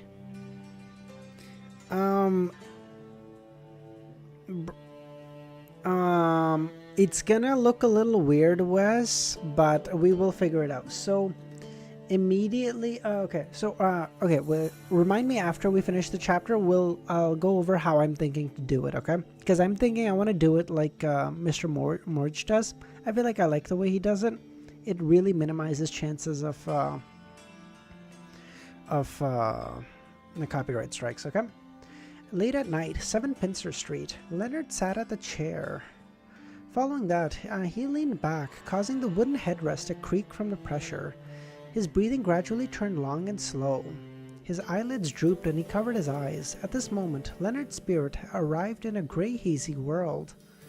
He flew to the window and saw thick fog blanket the nearby streets. It seemed to embrace all of Backland. The street lamps along the streets and the warm lights from different houses appeared abnormally dim. They were only able to illuminate a very tiny region, and everything seemed to be tainted with a sense of blurriness. At the same time, blobs of illusory oval lights appeared as though they enveloped a house in which an intersecting manner, as though it was the source of their existence. This was the city through a nightmare's eyes. Leonard followed up on his previous investigation and leapt out the window and flew to 17 Minsk Street. He didn't attempt to storm in. He stood at the door in the thick fog as he pulled at the doorbell. Stellan Sammer opened the door. She placed her pleated fan at her chest and asked, "Who are you looking for?" She was none other than Klein's landlord when he was acting as Sherlock Moriarty. Leonard changed into a black and white checkered police uniform and said, "Do you know Sherlock Moriarty?" "Did something happen to him?" Stellan asked. Just as she asked, her impression of Sherlock appeared beside her under Leonard's influence. He wore a half-top hat, a double-breasted frock coat, gold-rimmed spectacles, and a bushy mustache. Miss Sammer back, true. This was identical to the case he previously received about Sherlock. He didn't show any doubts and said, "He's been involved in a case and is undergoing an investigation. I hope you can cooperate with us." Alright. "Since when did he rent this place with you?" Early last September. "What do you know of him? Or should I say, what kind of person do you think he is?" "He comes from Midseashire, has an accent of that area. He is a very capable detective. He once exposed the adultery which Mary's husband was undertaking. But his income isn't too high. He doesn't even have a full-time housemaid. All he can do is get my maid to help him part-time. My children tell me he's good at telling stories, especially detective-related stories. That might be why he chose the profession. He's not as boorish as a typical detective. He went to grammar school and studied history, which leaves me most envious of all how he obtained Mary's gratitude. He joined the Quelaag Club, where its members and people with significant status. I've only even been there a few times. Later, he apparently became famous in the detective circles, and private detectives often came to look for him. Leonard lost his patience listening to her drone on and on. He failed to obtain any clues from Stellan, apart from Sherlock's poor financial situation and him being good at detective stories. He knew, from what he'd previously investigated, he knew that Sherlock had a good relationship with Isengard Stanton. Next, I'll investigate those from the Quelaag Club who have a good relationship with Sherlock. Once he patiently waited for Stellan's droning to finish, he thanked her and left. 160 Balkland Street, inside Dwayne Dantis' mansion. In the hall that could accommodate more than 100 dancers, Klein was embracing a lady in her 30s as they danced. This was an etiquette teacher that Walter had hired. Her name was Johanna Heinsohn. She had a common name, but she wasn't ordinary at all. Her facial features were above average, but her disposition was impeccable. According to Walter, she was born in a baron's family. She received a good education from a young age and entered the palace. She had the job of a court lady until she was married. As her family had declined and her husband's financial situation was ordinary, being a believer of the goddess prompted her to become a private tutor. She went to teach nobles and tycoons. Although the butler didn't spell it out, Klein knew that he couldn't perform badly in front of this lady, or there was no way to save his reputation. This way, members of high society asked about a person's situation was mainly through common acquaintances, and at times the interaction between servants also mattered. With nimble footsteps and graceful moves, Johanna nodded approvingly. Mr. Dantis, it's hard to imagine you've never taken any lessons before. In less than half an hour, you're as skilled as a noble who's received education from a young age. It's all thanks to your teaching. Klein gave a humble smile. With the clown's balance, dancing was very easy for him. Johanna lowered her head and chuckled. You're a gentleman who can really make a lady happy. She immediately raised her light brown eyes and swept her gaze across Dwayne's silver sideburns and deep blue eyes. That's the best praise I've heard today. Klein replied with a smile. During this period, his feet kept moving as he spun Johanna gently around, not far. An hired quartet melodious music echoed through the hall. He had the intention to have close ties with Johanna, not to improve his reputation, but because she was once a court lady. What is a court lady? I don't actually know. A female personal assistant at a court, attending a royal woman or a high-ranking noblewoman.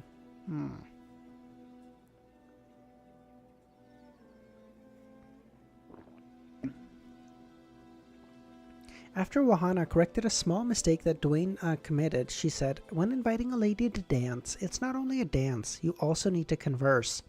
You can't be like two dolls unless both of you are so immersed in the dance and the music's rhythm that you do not wish to speak. Of course, that's also a form of communication. When conversing, you must be euphemistic, because this is loan, not intus. To put it simply, do not be crude. You need to appear gentlemanly. Let me raise an example. If you wish to compliment a lady for her perfume, you can't tell her how nice it smells, nor ask what kind of perfume it is. You need to connect a more euphemistic meaning to it and mention that. You can say something like, it feels like I'm out in spring meadows. Of course, this needs to match the trait of the perfume. There's no literary feel. Shouldn't you say that the moon is beautiful, isn't it? My first read, I didn't like it, but I like it more each time I reread. Are you referring to Volume 4, Mr. Shark, or like what in general? Klein lampooned with a Japanese-style euphemism as he said, "Thank you for not telling me that my praises weren't gentlemanly enough." Mr. Dantis, do you know what kind of gentleman is very welcomed by women? Pray, do tell. Yes, Volume 4? I see. The second most popular type of men The second most popular type are men who make women think they're very intelligent. What about the first? They are the ones that make women feel that they are very intelligent. Upon saying that, she smiled and didn't say another word. So this is loan-styled euphemism. It's not like incest, where they just straight aim for the lower half of the body.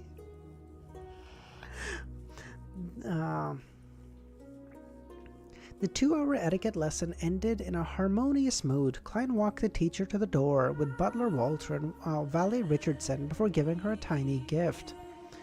It was moonlight, a perfume from the Dream Company. It was mixed with grey amber, making it rather expensive. As for how much it was, Klein wasn't sure. Tehana was responsible for buying it. The payment was through her. Only when the £1,000 was almost expended would she come to him with receipts and a list for him to vet to receive new funds. Intez's reputation is truly something, actually. The reason why Klein knew the company and perfume was that his butler informed him ahead of time. It was to prevent him from appearing insincere if Miss Wahana were to ask. From this detail, he had a deep impression of the good use of a butler. Watching the satisfied Ma'am Wahana leave, Klein held back the urge to rub his temples and said, "This is more tiring than a battle. I need to watch my actions and deliberate over my words. I need some rest." At that point, Walter took a step forward and said, "Sir, you wish for your etiquette studies to progress faster. We can move the remaining lessons forward." "What lessons?" "History, politics, philosophy, music, general knowledge of sports, golfing, racing, hunting." Philosophy? It's one of the most common topics discussed in high society. You don't need to have a very deep research into it, but you do need to know what others are discussing. You need to know that the origins of philosophy stem from Kongsoka, Meredy, Patterson, not Roselle. You need to know that man was born free came from Lumi. When tycoons enter high society, many of them make mistakes in such aspects. They're used to attributing certain sentences from philosophical thoughts to Emperor Roselle. Klein felt his headache more as he heard. He said, "I haven't got any matters to do recently, apart from my afternoon naps and heading to the cathedral. Arrange the lessons to be at any time." In a tiny dark room, a letter floated up and opened by itself before shaking the piece of paper.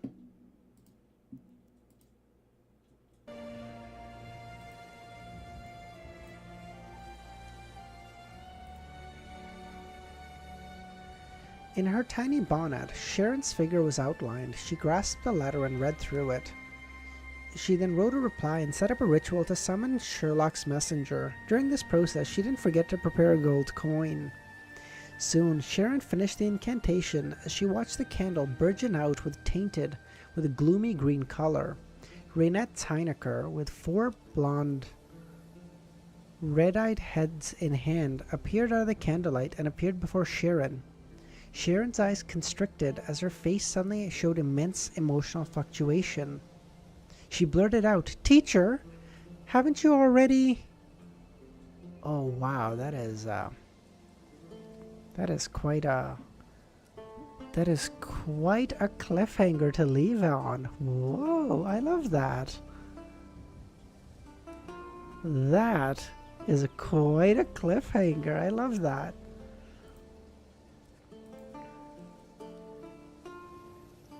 The plot chickens. The new $50.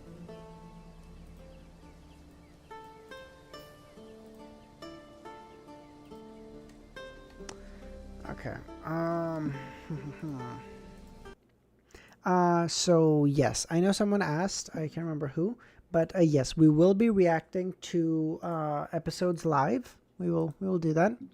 But I'm so curious, Wes. I don't know what that is. I am so curious. I really want to find out. Dude, holy shit.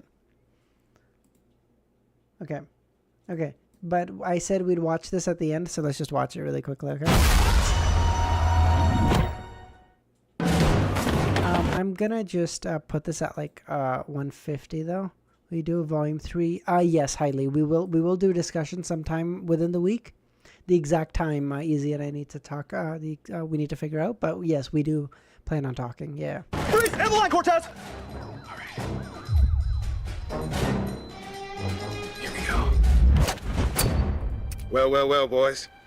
Looks like we got a Mexican standoff. Guess again. We got a sniper trained on your position. Nice try.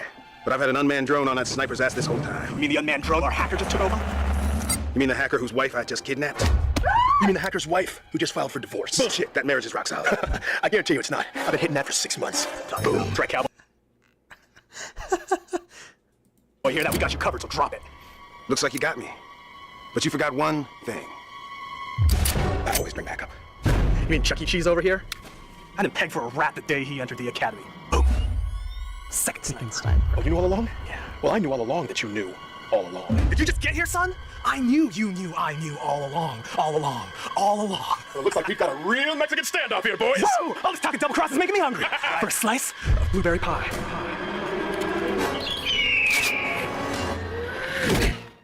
Special Agent Blueberries Johnson reporting for duty. You were a sleeper agent?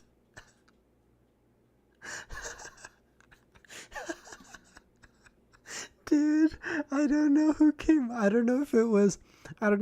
I think Freddie Wong, I think is his name, who came up with the concept, or Key and Peele. But holy fuck, it's so clever.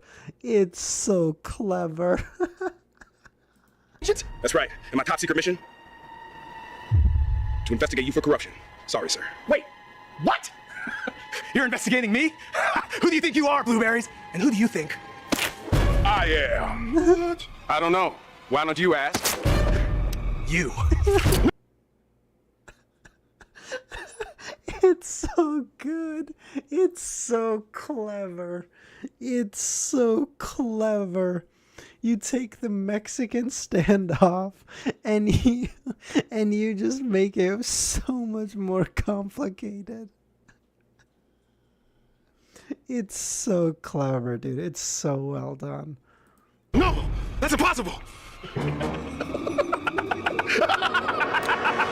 Look at you two fools, playing your cat and mouse games, when the truth has been in front of your faces the entire time, and behind mine.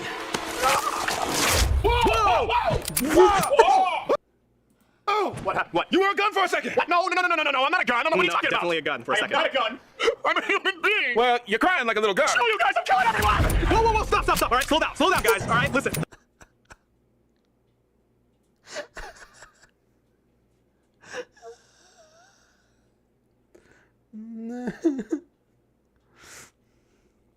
Let's just take a moment to figure out who's double-crossing themselves while dressed as each other, okay? Does that sound good? Sound good? All right, okay. All right. Okay, so then you became yourself, dressed as me. I got that. Right, and then this asshole turned into a gun. You shut your mouth. Shut your mouth, you dirty gun. I dare you! Guys, shut up, okay? Can we just Shut your mouth, you dirty gun. go with the plan here? Yeah? I'm good with that. Yeah, let's tango.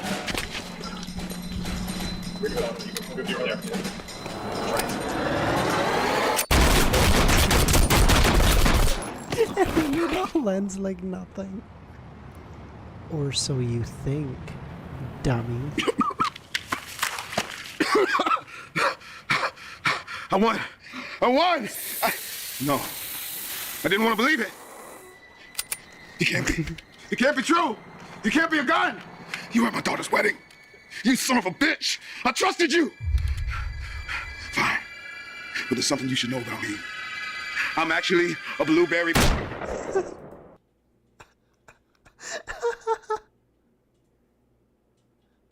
It's so clever.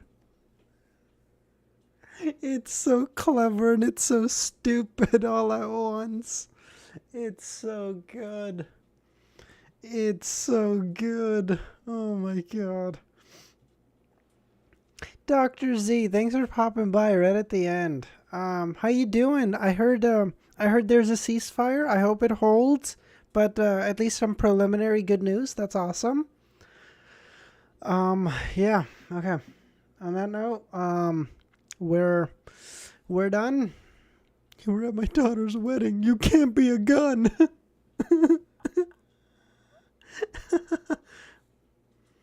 I don't know. It may be a lie, it may not be. I don't know. It may hold, it may not. I don't know. But either way, all we can do is hope. We can have hope. That's it.